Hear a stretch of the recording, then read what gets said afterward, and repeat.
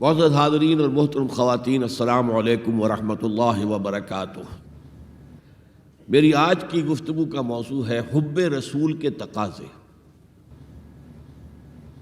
ظاہر بات ہے کہ کوئی مسلمان ایسا نہیں ہوگا کہ جو مدعی نہ ہو کہ اسے حضور سے انتہائی محبت ہے، بلکہ جو عوام ہیں مسلمان، وہ چاہے بے عمل ہوں لیکن ان میں جو حمیت اور غیرت رسول کے لیے ہے صلی اللہ علیہ وسلم، کہ ان کی حرمت پر کٹ مرنے کے لیے تیار رہتے ہیں، تو اس سے میں سمجھتا ہوں کہ کوئی شخص بھی محروم نہیں ہے۔ لیکن اس حب رسول کے تقاضے کیا ہیں، ان کو سمجھنے کی ضرورت ہے۔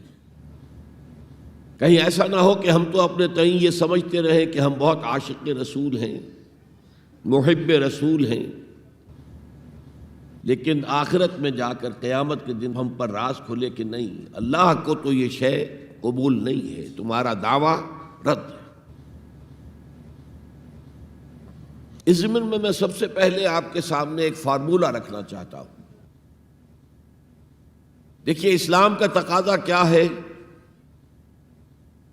اللہ کی اطاعت کرو اور اللہ کے رسول کی اطاعت کرو، یہ بنیاد ہے۔ حاکم مطلق اللہ ہے، شارع حقیقی اللہ ہے، اور اس کے نمائندے کی حیثیت اس کے رسول کو حاصل ہے صلی اللہ علیہ وسلم۔ اطیعوا اللہ و اطیعوا الرسول۔ اس سے جو انحراف کرے گا، میں نے ابھی آپ کے سامنے سورہ آل عمران کی 2 آیتیں پڑھی ہیں۔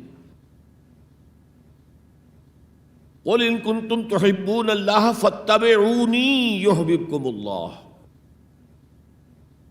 اے نبی، ان سے کہہ دیجئے اگر تم اللہ سے محبت کرتے ہو تو میرا اتباع کرو، میری پیروی کرو، اللہ تم سے محبت کرے گا۔ وَيَغْفِرْ لَكُمْ ذُنُوبَكُمْ، اور تمہاری خطائیں بھی بخش دے گا۔ وَاللَّهُ غَفُورٌ رَحِيمٌ، اور اللہ تو غفور بھی ہے، رحیم بھی ہے۔ قُلْ اطیعوا اللہ والرسول، کہہ دو اطاعت کرو اللہ کی اور اللہ کے رسول کی۔ فَإِن تَوَلَّوْا، پھر اگر وہ اس سے روگردانی کریں، فَإِنَّ اللَّهَ لَا يُحِبُّ الْكَافِرِينَ، تو اللہ کو ایسے کافر پسند نہیں ہے۔ یعنی اطاعت رسول سے انکار، اللہ کی اطاعت سے انکار، گویا کہ انسان دائرہ اسلام سے خارج ہو گیا۔ کبھی کوئی خطا ہو جائے، غلطی ہو جائے، گناہ کا صدور ہو جائے، اور انسان فوراً توبہ کر لے، فوراً رجوع کرے، پشیمانی اسے ہو جائے، عزم مصمم کر لے دوبارہ میں نہیں کروں گا، تو اللہ بخش دے گا۔ انما التوبۃ علی اللہ للذین یعملون السوء بجہالۃ ثم یتوبون من قریب، سورہ نساء میں فرمایا اللہ کے ذمے ہے ان لوگوں کی توبہ قبول کرنا۔ انما التوبۃ علی اللہ، اللہ کے ذمے ہے۔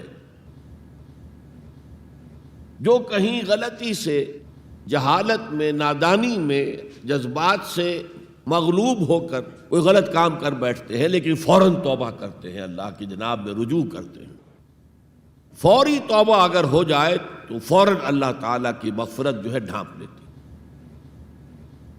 لیکن اگر مستقل طور پر کسی ایک معصیت پر بھی ڈیرا ڈال دیا جائے، مثلا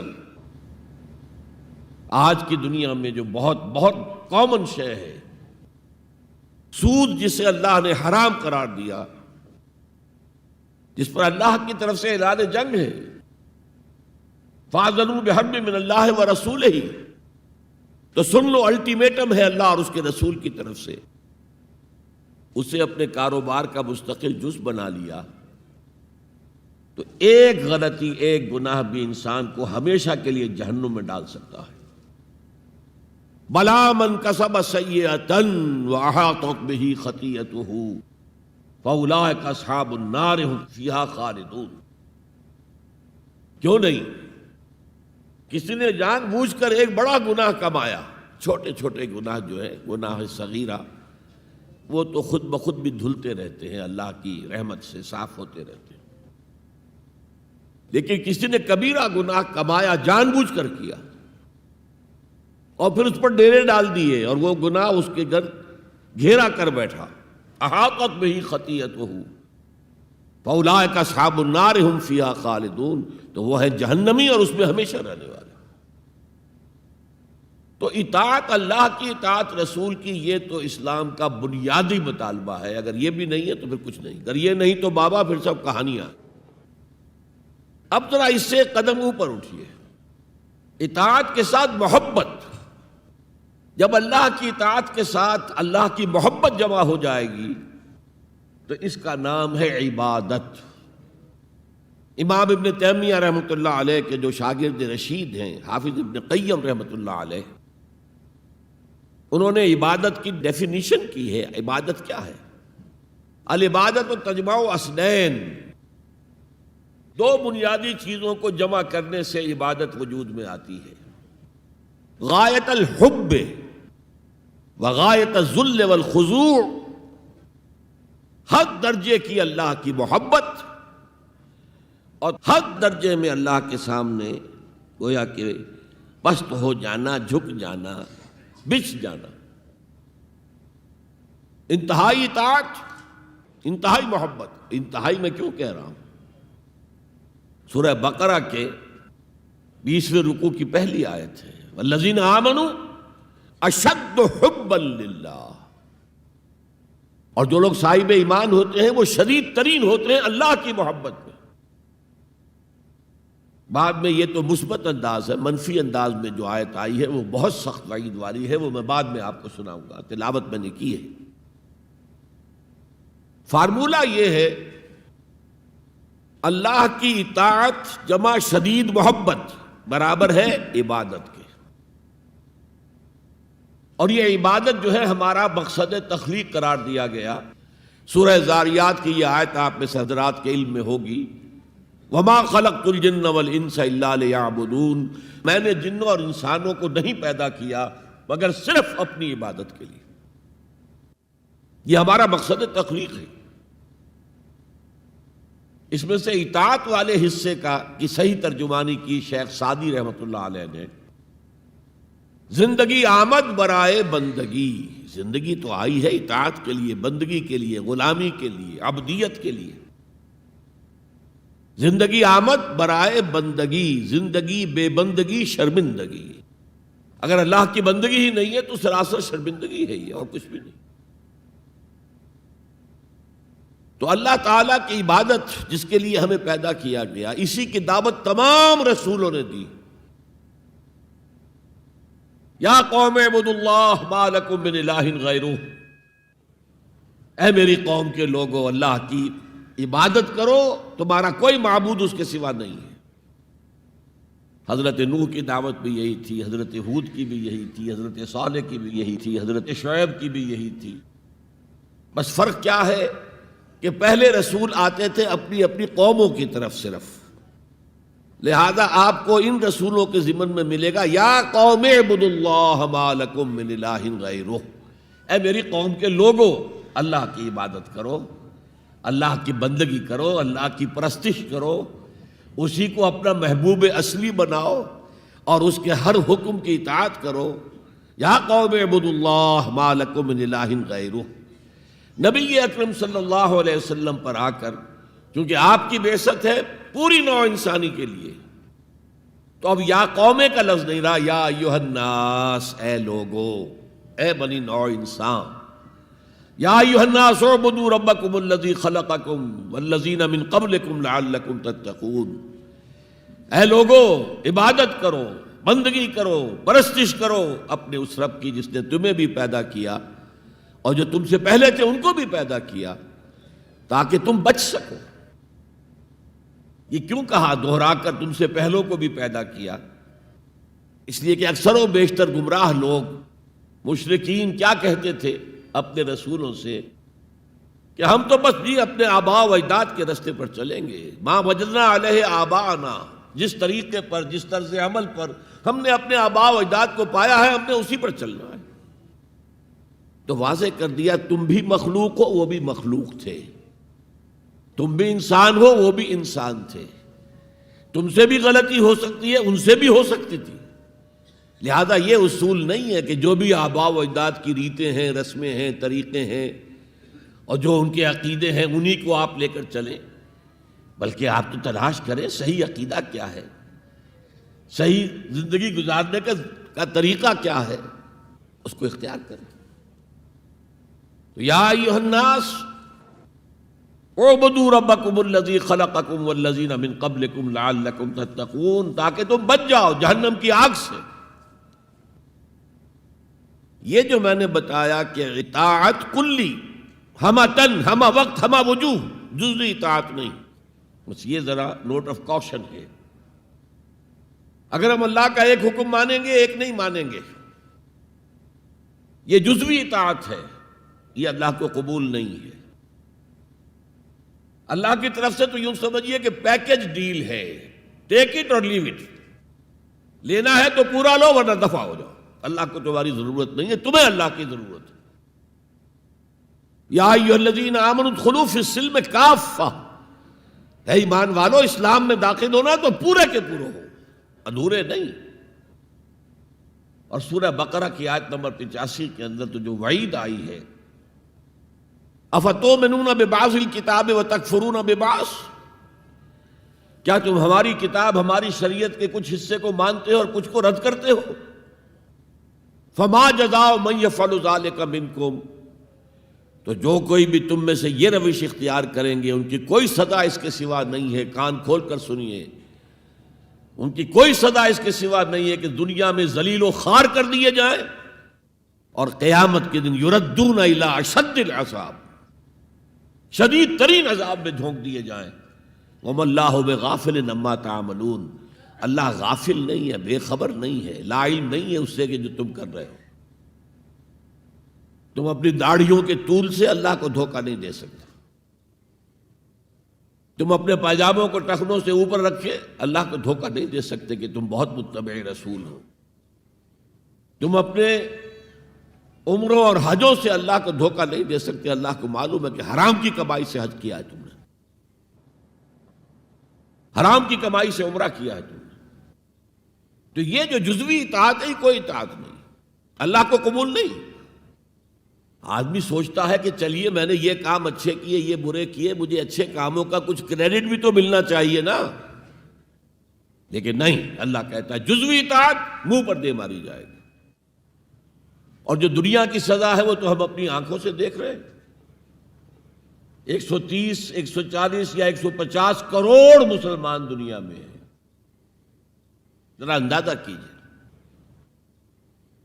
لیکن ہماری رائے کی کوئی اہمیت ہے؟ بین الاقوامی معاملات میں کوئی ہم سے مشورہ لیتا ہے کیا؟ آپ کا کیا خیال ہے؟ کس نمی پرست کے بھیا کیستی، ایسے بھی ملک تھے کہنا چاہیے، اب تو ان کا حال پتلا ہے، دولت کے انبار تھے ان کے پاس، لیکن ان کا مذاق اڑتا تھا مغربی ممالک، وہ چاہے سعودی بادشاہ ہوں اور چاہے وہ UAE کے امیر ہوں، مذاق ہی اڑتا تھا نا، کوئی حیثیت نہیں۔ حالانکہ کتنا بڑا رقبہ ہے، انڈونیشیا کے آخری جزیروں سے لے کر موریتانیہ تک سالڈ اسلامی آبادی، مسلمان آبادی۔ آپ کہیں گے کہ یہ بھارت جو ہے اس میں تو اکثریت تو نہیں ہے، لیکن 15 کروڑ یا 18 کروڑ تو آدمی یہاں موجود ہیں، لیکن کوئی عزت، کوئی حیثیت دنیاوی بین الاقوامی سطح پر۔ بہرحال یہاں بھی ہیں لوگ، کھاتے پیتے لوگ ہیں، ان کی اپنی کچھ عزت ہے اپنے معاشرے کے اندر، لیکن بحیثیت امت، بحیثیت قوم کیا حیثیت ہماری؟ تو الا خزی فی الحیات الدنیا، وہ تو ہماری نگاہوں کے سامنے موجود ہے۔ اب قیامت کے دن کے بارے میں جو دھمکی اللہ نے دی ہے، وَيَوْمَ الْقِيَامَةِ يُرَدُّونَ إِلَىٰ أَشَدِّ الْعَذَابِ، قیامت کے دن شدید ترین عذاب میں جھونک دوں گا۔ اس پر اللہ سے معافی طلب کی جا سکتی ہے، دعا ہی کی جا سکتی ہے، اللہ ہم پر رحم فرمائیے۔ یہ میں نے آپ کے سامنے رکھا ہے فارمولہ، اللہ کی اطاعت جمع اللہ کی محبت، دے گو ٹو میک عبادت۔ یہی دو الفاظ آتے ہیں اللہ کے رسول کے لیے بھی صلی اللہ علیہ وسلم۔ اللہ کے رسول کی اطاعت یہ تو اسلام کا بنیادی تقاضا ہے، اطیعوا اللہ واطیعوا الرسول فإن تولوا فإن اللہ لا يحب الکافرین، اطاعت کرو اللہ کی، اطاعت کرو رسول کی، پھر اگر یہ منہ موڑ لیں تو اللہ کو ایسے کافر بالکل پسند نہیں، تو کفر کا فتویٰ ہو رہا ہے۔ لیکن اللہ کے رسول کی اطاعت کے ساتھ محبت کو جمع کیجئے۔ میں نے ابھی آپ کو حدیث سنائی ہے، حضور نے فرمایا لا یؤمن احدکم حتی اکون احب الیہ من والدہ وولدہ والناس اجمعین، تم میں سے کوئی شخص مومن ہو ہی نہیں سکتا جب تک کہ میں اسے محبوب تر نہ ہو جاؤں، اپنے باپ سے، اپنے بیٹے سے اور تمام انسانوں سے۔ تو اللہ کے رسول کی اطاعت جمع اس کی محبت۔ اس محبت کے ضمن میں ایک واقعہ یاد آیا جس سے اندازہ ہوگا کہ کس قدر اپنائیت تھی، کتنا قرب تھا حضور کے اور حضرت عمر فاروق رضی اللہ تعالیٰ عنہ کے مابین۔ ایک مرتبہ حضور دریافت کرتے ہیں حضرت عمر سے، عمر تمہیں مجھ سے کتنی محبت ہے؟ اب آپ سوچئے، ذرا سا بھی مغایرت کا باریک سا پردہ بھی اگر کہیں ہو تو کیا یہ سوال کیا جا سکتا ہے؟ تو انتہائی قریبی شخص سے ہی کیا جائے گا، تمہیں مجھ سے کتنی محبت ہے؟ عرض کیا آپ مجھے دنیا کے ہر انسان سے بڑھ کر عزیز ہیں۔ فرمایا اور اپنی جان سے؟ اب ذرا سا توقف کیا حضرت عمر نے، الان ہاں اب میں یہ بھی کہتا ہوں کہ آپ مجھے میری جان سے زیادہ عزیز ہیں۔ تو حضور نے فرمایا اب آئے ہو مقام مطلوب پر۔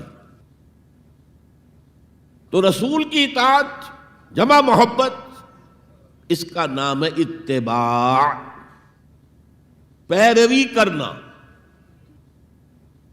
فرق کیا ہے؟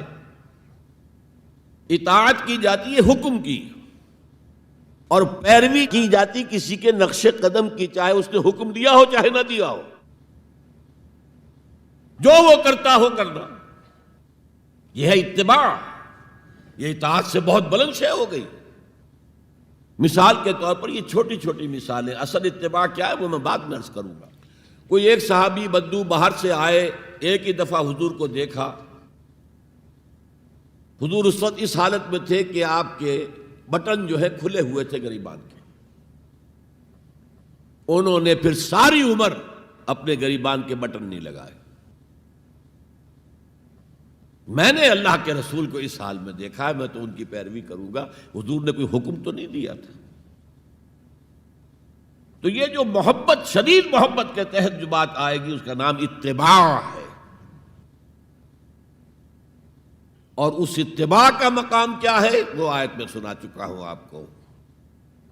قُلْ إِن كُنتُمْ تُحِبُّونَ اللَّهَ فَاتَّبِعُونِي يُحْبِبْكُمُ اللَّهُ۔ اے نبی ان سے کہہ دیجئے اگر تم اللہ سے محبت کرتے ہو تو میرا اتباع کرو، میرے نقش قدم پر چلو، میری پیروی کرو۔ اللہ تم سے محبت کرے گا، تم اللہ کے محب نہیں محبوب بن جاؤ گے۔ اور اگر کہیں کوئی لغزش ہو گئی، کوئی خطا ہو گئی، کہیں جذبات کی رو میں بہہ کر کوئی گناہ کر بیٹھے تو اللہ معاف فرما دے گا۔ اللہ بڑا غفور ہے، اللہ بڑا رحیم ہے۔ مطلب یہ کہ راستہ تم نے یہ طے کر لیا ہو کہ چلنا مجھے محمد کے پیچھے ہے صلی اللہ علیہ وسلم، اب چلتے چلتے کبھی پاؤں پھسل گیا، کہیں گر گئے، کوئی بات نہیں، اٹھو فوراً، توبہ کرو اور آگے بڑھو۔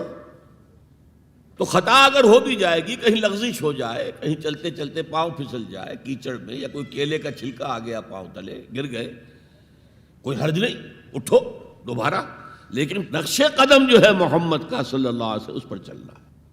یہ اس اتباع کا ذکر آیا ہے سورہ اعراف کی ان آیات میں۔ آپ کو معلوم ہے کہ حضرت موسیٰ علیہ السلام کو جب تورات پر طلب کیا گیا کوہ طور پر تورات دینے کے لیے، تو پہلے 30 دن کے لیے بلایا تھا، پھر 10 دن کا اور اضافہ کر دیا گیا، 40 دن ہو گئے۔ فَتَمَّتْ مِیقَاتُ رَبِّکَ 40 لیلہ۔ اس اثناء میں پیچھے فتنے میں مبتلا ہو گئے بنی اسرائیل۔ سامری اس نے ایک ڈھونگ رچایا اور ایک بچڑا جو ہے وہ سونے چاندی کا بنایا ہوا بچڑا ڈھال کر کھڑا کر دیا، اس میں سے کوئی تھوڑی سی آواز بھی نکلتی تھی، کوئی ایسی ہے کہ ہوا گزرتی تھی تو آواز سے آتی تھی۔ کہا یہ ہے تمہارا الہ۔ یہ تو موسیٰ تو بھول گیا کہاں گیا ہے، کوہ طور کے اوپر کس خدا سے ملنے گیا ہے، خدا تو یہ ہے۔ اور بنی اسرائیل کے بہت سے لوگ اس فریب میں آ گئے اور بچڑے کی پوجا کرنے لگے۔ اب جب حضرت موسیٰ آئے، اور آپ کو معلوم ہے حضرت موسیٰ کا مزاج جلالی تھا، وہ پتھر کی تختیاں لے کر آئے تھے کہ جن پر کوہ طور پر اللہ تعالیٰ نے اپنے احکام عشرہ جو ہیں دی 10 کمانڈمنٹس مشہور، وہ کندہ کر کے آپ کو دیے تھے، وہ ہاتھ میں لے کر آئے۔ یہاں معلوم ہوا یہ صورت پیش آ گئی ہے۔ فَأَلْقَى الْأَلْوَاحَ، تو وہ تختیاں تو آپ نے زمین پہ ڈالی، اور پھر جو احتساب کیا ہے، پہلے تو اپنے بھائی حضرت ہارون کا، ان کی داڑھی کے بال پکڑے، ان کے سر کے بال پکڑے اور کھینچا اپنی طرف۔ اس نے کہا کہ بھائی مجھے ذلیل نہ کرو لوگوں کے سامنے، میں نے انہیں روکا لیکن یہ تو مجھے قتل کرنے پر تل گئے تھے، اور مجھے اندیشہ یہ ہوا کہ کہیں آپ واپس آ کر یہ نہ کہیں ان فرقت بین بنی اسرائیل، کہ تم نے تو بنی اسرائیل کے درمیان تفرقہ پیدا کر دیا۔ تو میں نے کہا آپ ہی واپس آ کر نپٹے۔ اب پہلی بات نوٹ کیجئے، تاریخ انسانی کا یہ عظیم واقعہ ہے، کئی ہزار یہودی اپنے اپنے قبیلے کے لوگوں کے ہاتھوں ذبح کیے گئے اس پر۔ اللہ تعالیٰ نے حکم دیا اور حضرت موسیٰ نے وہ حکم دیا، اللہ کا حکم موسیٰ نے پہنچایا کہ 12 قبیلے ہیں نا، ہر قبیلے کے جن لوگوں نے یہ حرکت کی ہے ان کو اسی قبیلے کے لوگ اپنے ہاتھ سے ذبح کریں۔ اب یہ بہت بڑی توبہ تھی، بہت بڑی توبہ تھی، بہت بڑی توبہ تھی، اپنے قبیلے کے لوگوں کو قتل کر دینا۔ پھر وہ 70 نمائندے لے کر تمام جو بڑے لوگ تھے کوہ طور پر حاضر ہوئے، اجتماعی طور پر اللہ سے عفو و درگزر کی درخواست بھی کرنے کی۔ وہاں اللہ نے زبردست زلزلہ بھیج دیا، محسوس ہوا اب سب ہلاک ہو جائیں گے۔ حضرت موسیٰ نے کہا پروردگار تو چاہتا تو مجھے اور اس قوم کو پہلے ہی ہلاک کر دیتا، تو ہمیں نکال کر لایا ہے آل فرعون کے پنجوں سے، تو نے ہمیں نجات دی ہے، تو پروردگار ہمارے لیے اپنی رحمت طے کر دے، لکھ دے، فاکتب لنا، ہمارے لیے طے کر دے، لکھ دے اپنی رحمت۔ اس پر فرمایا اللہ نے دیکھو موسیٰ، میری ایک رحمت تو عام ہے، وسعت کل شیء، رحمتی وسعت کل شیء، ہر شے کے ساتھ ہے،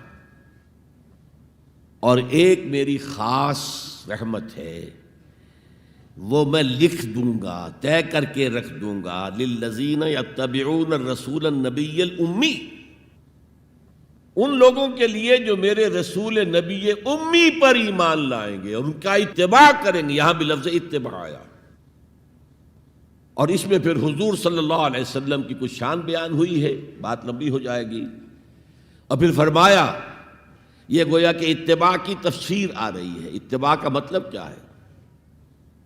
فالذین آمنوا بہ وعزروہ ونصروہ واتبعوا النور الذی انزل معہ اولئک ھم المفلحون، تو جو لوگ ان پر ایمان لائیں گے اور جو ان کی تعظیم کریں گے اور جو ان کی نصرت کریں گے، مدد کریں گے، اور جو اس نور کی پیروی کریں گے جو ان کے ساتھ نازل کیا جائے گا، تو وہی ہوں گے مفلحون، وہ ہوں گے کامیاب ہونے والے، فلاح یافتہ لوگ وہ ہوں گے جو یہ 4 رشتے ہمارے اس رسول نبی امی کے ساتھ پختگی کے ساتھ قائم کر لیں۔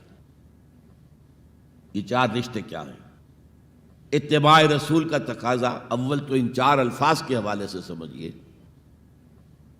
پھر ذرا ایک دوسرے انداز میں بھی بیان کروں گا۔ فالذین آمنوا بہ، پہلا قدم ایمان، لیکن ایمان کے سمجھ لیجئے اچھی طرح 2 درجے ہیں۔ آپ میں سے بہت سے حضرات کو مجھے توقع ہے ایمان مجمل، ایمان مفصل یاد ہوں گے۔ ایمان مجمل کیا ہے؟ آمنت باللہ کما ہوا باسمائہ و صفاتہ و قبلت جمیع احکامہ اقرار باللسان و تصدیق بالقلب۔ پہلا درجہ ہے اقرار باللسان، اشہد ان لا الہ الا اللہ اشہد ان محمد رسول اللہ. کوئی ہو، ہندو ہو، سکھ ہو، پارسی ہو، عیسائی ہو، یہودی ہو، یہ کلمہ پڑھے اور وہ مسلمان ہو گیا. اقرار باللسان پر ہمارا دنیا میں مسلمان سمجھا جانا موقوف ہے، لیکن اصل ایمان یہ نہیں ہے.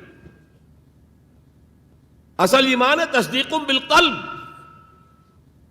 دل میں یقین. جب تک دل کا یقین نہ ہو ایمان نہیں ہے. منافقین جو تھے مدینے کے، نمازیں بھی پڑھتے تھے، حضور کی اقتداء میں پڑھتے تھے، اور جو رئیس المنافقین تھا عبداللہ ابن ابی ابن سلول، وہ تو پہلے صف میں ہوتا تھا، اور جب حضور خطبہ دیتے تھے جمعے کا تو پہلے خود کھڑا ہوتا تھا اپنی اہمیت ظاہر کرنے کے لیے.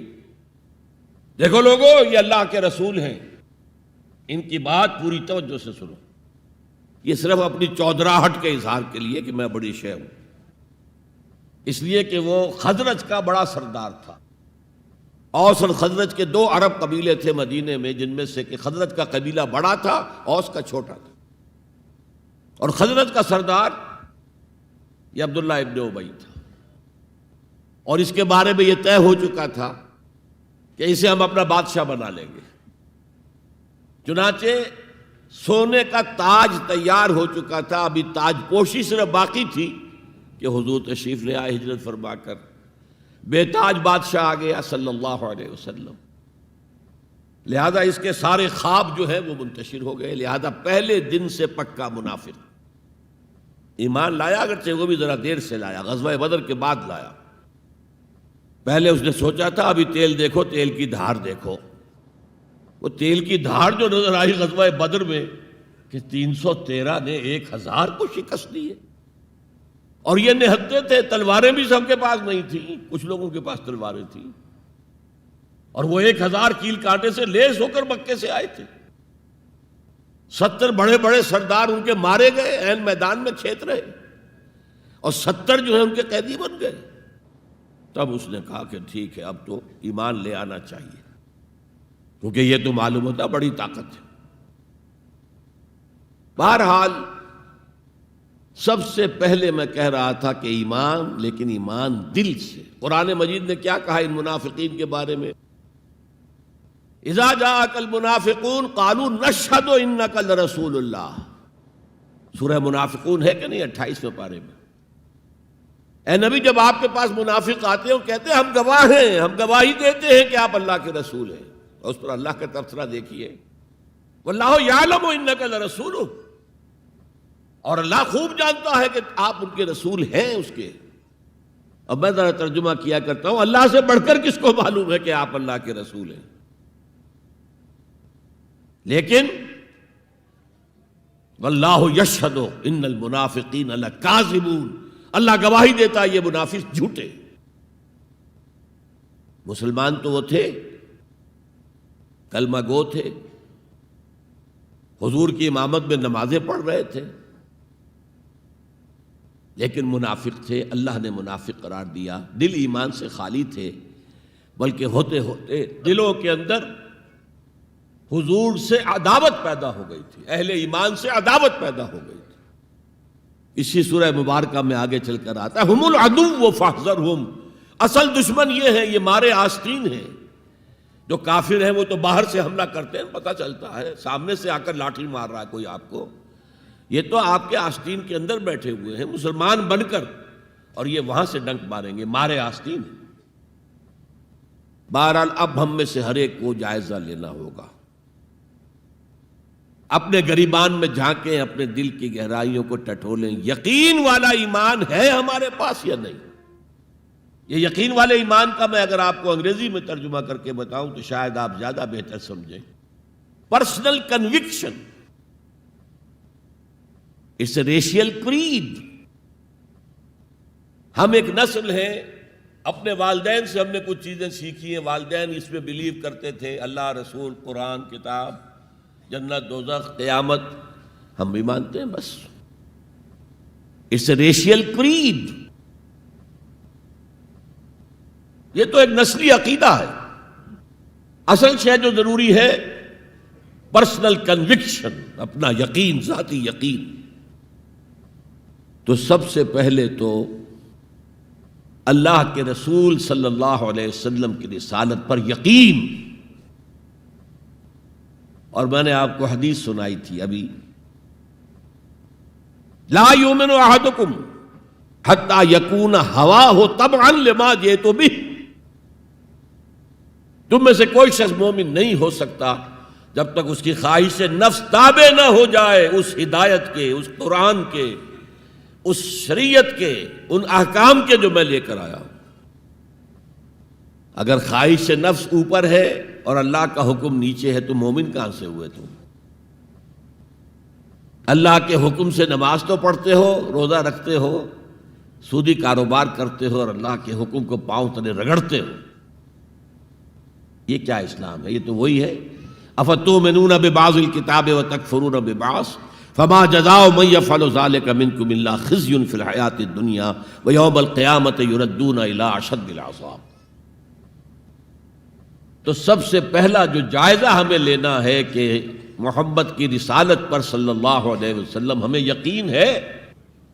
یقین، تصدیق تو ہم کرتے ہیں، زبان سے کہتے ہیں، لیکن یقین، جس یقین کا نتیجہ یہ نکلے کہ پھر نفس کے سارے تقاضے نیچے ہو جائیں اور حضور کی لائی ہوئی ہدایت، حضور کی لائی ہوئی شریعت بالاتر ہو جائے. نمبر 2 فرمایا وَعَزَّرُوهُ، ان کی تعظیم کریں. آپ کی جناب میں کوئی گستاخی ہو جائے، ایمان کے لالے پڑ جائیں گے اور آخرت برباد ہو جائے گی. اس تعظیم میں کیا کیا چیزیں شامل ہیں؟ دیکھیے سورہ حجرات میں ابتدائی حصے میں تفصیل سے کہا گیا، یا ایھا الذین آمنوا لا ترفعوا اصواتکم فوق صوت النبی ولا تجہروا لہ بالقول کجہر بعضکم لبعض ان تحبط اعمالکم وانتم لا تشعرون. اے ایمان کے دعوے دارو، کبھی اپنی آواز کو رسول کی آواز سے بلند تر نہ کر دینا، مبادا تمہارے سارے اعمال حبط ہو جائیں اور تمہیں پتہ بھی نہ چلے. میں نے کوئی گناہ کبیرہ تو نہیں کیا ہے، میں نے کوئی کفر تو نہیں کیا ہے، بس یہی ہوا نا کہ حضور کی آواز کے مقابلے میں اپنی آواز کو اونچا کر دیا. لا ترفعوا اصواتکم فوق صوت النبی ولا تجہروا لہ بالقول کجہر بعضکم لبعض. بلند آواز سے جیسے آپس میں باتیں کر لیتے ہو ایسے کبھی بات نہ کر بیٹھنا. ان تحبط اعمالکم، کہ تمہارے سارے اعمال حبط ہو جائیں، اکارت چلے جائیں، ختم ہو جائیں. وانتم لا تعلمون، تمہیں احساس بھی نہ ہو کہ ساری پونجی لٹ گئی. اس آیت کا ہم پر اطلاق کیسے ہوگا؟ کبھی سوچا آپ نے؟ صحابہ کرام تو یقیناً اس کے مخاطب اول تھے، ہم پر کیسے اطلاق ہوگا؟ اگر ہماری گفتگو ہو رہی ہو، بحث ہو رہی ہو، میں کچھ کہہ رہا ہوں، آپ کچھ کہہ رہے ہیں، لیکن کوئی کہہ دے حضور نے یوں فرمایا ہے، فوراً چپ ہو جاؤ. اب اگر کہا نہیں میرا خیال یہ ہے، اب گویا کہ یہ حضور کی آواز سے آپ نے اپنی آواز اونچی کر دی. اپنا فکر، اپنا فلسفہ، اپنا فہم، اپنی سوچ، اپنی عقل. ہاں بعد میں تحقیق کر لو یہ جو کہا تھا کہ حضور نے فرمایا، فرمایا بھی ہے کہ نہیں ہے، حدیث صحیح ہے کہ نہیں ہے، مستند ہے کہ نہیں ہے. لیکن اس وقت آواز بند کر لینا لازم ہوگا کہ اس کے بعد اقول نہیں کہہ سکتا میں یہ کہتا ہوں. اس کا تو مطلب یہ کہ آپ مد مقابل بن کر رسول کے آ رہے ہیں. تو لا ترفعوا اصواتکم فوق صوت النبی ولا تجہروا لہ بالقول کجہر بعضکم لبعض ان تحبط اعمالکم وانتم لا تشعرون. صحابہ کے بارے میں آپ نے سنا ہوگا کہ حضور کی محفل میں ایسے بیٹھے ہوتے تھے ساکت و صامت، جیسے کہ ان کے سروں پر پرندے بیٹھے ہوئے ہیں اور انہیں اندیشہ ہے کہ ذرا سا بھی ہلیں گے تو پرندہ اڑ جائے گا. اس قدر ادب. حضور صحابہ سے سوال کرتے تھے، اور یہ آپ کا طریقہ تھا تعلیم کا، کہ پہلے ایک سوال سامنے لایا جائے تاکہ ان کا ذہن کھلے، سوچیں خود بھی۔ یہ تعلیم کا بہترین طریقہ ہے۔ اس کے بعد ہوتا کیا تھا؟ جواب نہیں دیتے تھے، اللہ و رسولہ عالم، اللہ اور اس کا رسول بہتر جانتے۔ پھر اگر دوبارہ آپ پوچھتے تھے تو جو بھی سمجھ میں آتا تھا کہتے تھے۔ مجھے یاد آ رہی ہے ایک حدیث، اور اچھا ہے کہ وہ آپ سن لیں، اس لیے کہ عام شکایت یہ ہے کہ مذہبی لوگ معاملات میں اچھے نہیں ہوتے۔ مسجدیں بنوائیں گے، مسجدوں میں قالین بچھوائیں گے، وہاں پر فانوس لگوائیں گے، سب کچھ کریں گے، مدرسوں کی خدمت کریں گے، علماء کی خدمت کریں گے، لیکن معاملات، تجارت، کاروبار، بین الانسانی تعلقات، عام شکایت ہے، اس کی وہ پرواہ نہیں کرتے، حقوق العباد کا لحاظ نہیں۔ تو حضور نے ایک مرتبہ پوچھا صحابہ سے، اتدرون من المفلس؟ تم جانتے ہو مفلس کون ہوتا ہے؟ صحابہ نے جواب دیا، المفلس عندنا من لا درہم لہ ولا دینارا۔ حضور ہم اس شخص کو مفلس سمجھتے ہیں جس کے پاس درہم و دینار نہیں ہے۔ ہم کہیں گے روپیہ پیسہ نہیں ہے، فرمایا نہیں، میری امت کا مفلس وہ ہوگا جو بہت سی نمازیں لے کر آئے گا، بہت سے روزے لے کر آئے گا، بہت سے حج لے کر آئے گا، بہت سے عمرے لے کر آئے گا، لیکن اس کے ساتھ ہی قد شتم ھذا، فلاں شخص کو گالی دی تھی، واکل مال ھذا، فلاں شخص کا مال کھا لیا تھا، فلاں شخص پر تہمت لگائی تھی۔ اب وہ سارے دعوے دار آ جائیں گے، اللہ اس نے میرے ساتھ یہ کیا، ٹھیک ہے بھائی، اس کی نمازیں تم لے جاؤ، اور تو کچھ ہے نہیں، کوئی کرنسی تو ہے نہیں وہاں، نہ ڈالر ہے نہ یورو ہے، کچھ بھی نہیں، اعمال کی کرنسی ہے، نیکی تم لے جاؤ۔ کوئی اور دعوے دار آیا، روزہ وہ لے گیا، اس کے پاس کچھ نہیں رہا، دعوے دار اب بھی باقی ہیں۔ اب ان کے گناہ جو ہے اس کے حساب میں پڑنے شروع ہو جائیں گے، یہاں تک کہ دوسروں کے گناہوں کے بوجھ تلے دب کر وہ جہنم میں جھونک دیا جائے۔ یہ مفلس۔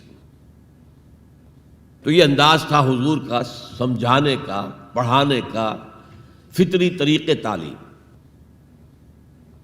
تو فالذین آمنوا بہ وعزروہ، تو وہ لوگ جو ایمان لائے ان پر اور جنہوں نے ان کی تعظیم کا حق ادا کیا، وَنَصَرُوهُ، یہ آئی ہے اب سخت بات، اور ان کی مدد کی۔ مدد کس کام میں؟ حضور اتنے غیور تھے کہ ذاتی کام میں کوئی مدد آپ کسی سے نہیں مانگتے تھے۔ سیرت کی کتابوں میں آتا ہے کہ اگر آپ سواری پر ہوتے تھے اور آپ کا کوڑا نیچے گر جاتا تھا تو کسی سے یہ نہیں کہتے تھے کہ اٹھا کر ذرا مجھے پکڑا دو، آپ سواری سے اترتے تھے، اپنا کوڑا خود اٹھاتے تھے۔ اور اس ضمن میں بھی سیرت النبی کا ایک واقعہ مجھے یاد آ رہا ہے، وہ میں آپ کو سنا دوں۔ جب ہجرت مدینہ کی اجازت آ گئی تھی عام لوگوں کے لیے، عام مسلمانوں کے لیے، چلے جاؤ جاؤ سب جاؤ مدینہ کی طرف، لیکن رسول اپنی جگہ نہیں چھوڑ سکتا وداؤٹ ایکسپریس پرمیشن آف اللہ۔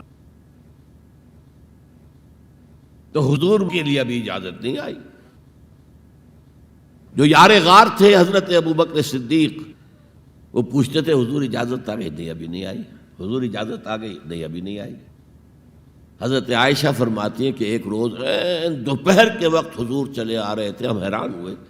عربوں میں یہ آج بھی ان کی تہذیب جو ہے وہ یہ ہے کہ ظہر عصر کے درمیان نہ کسی سے ملنا، نہ کسی کے ہاں جانا، نہ وزٹ کرنا، دکانیں بھی بند اور قیلولہ کرتے ہیں، یہ ان کی تہذیب کا حصہ ہے۔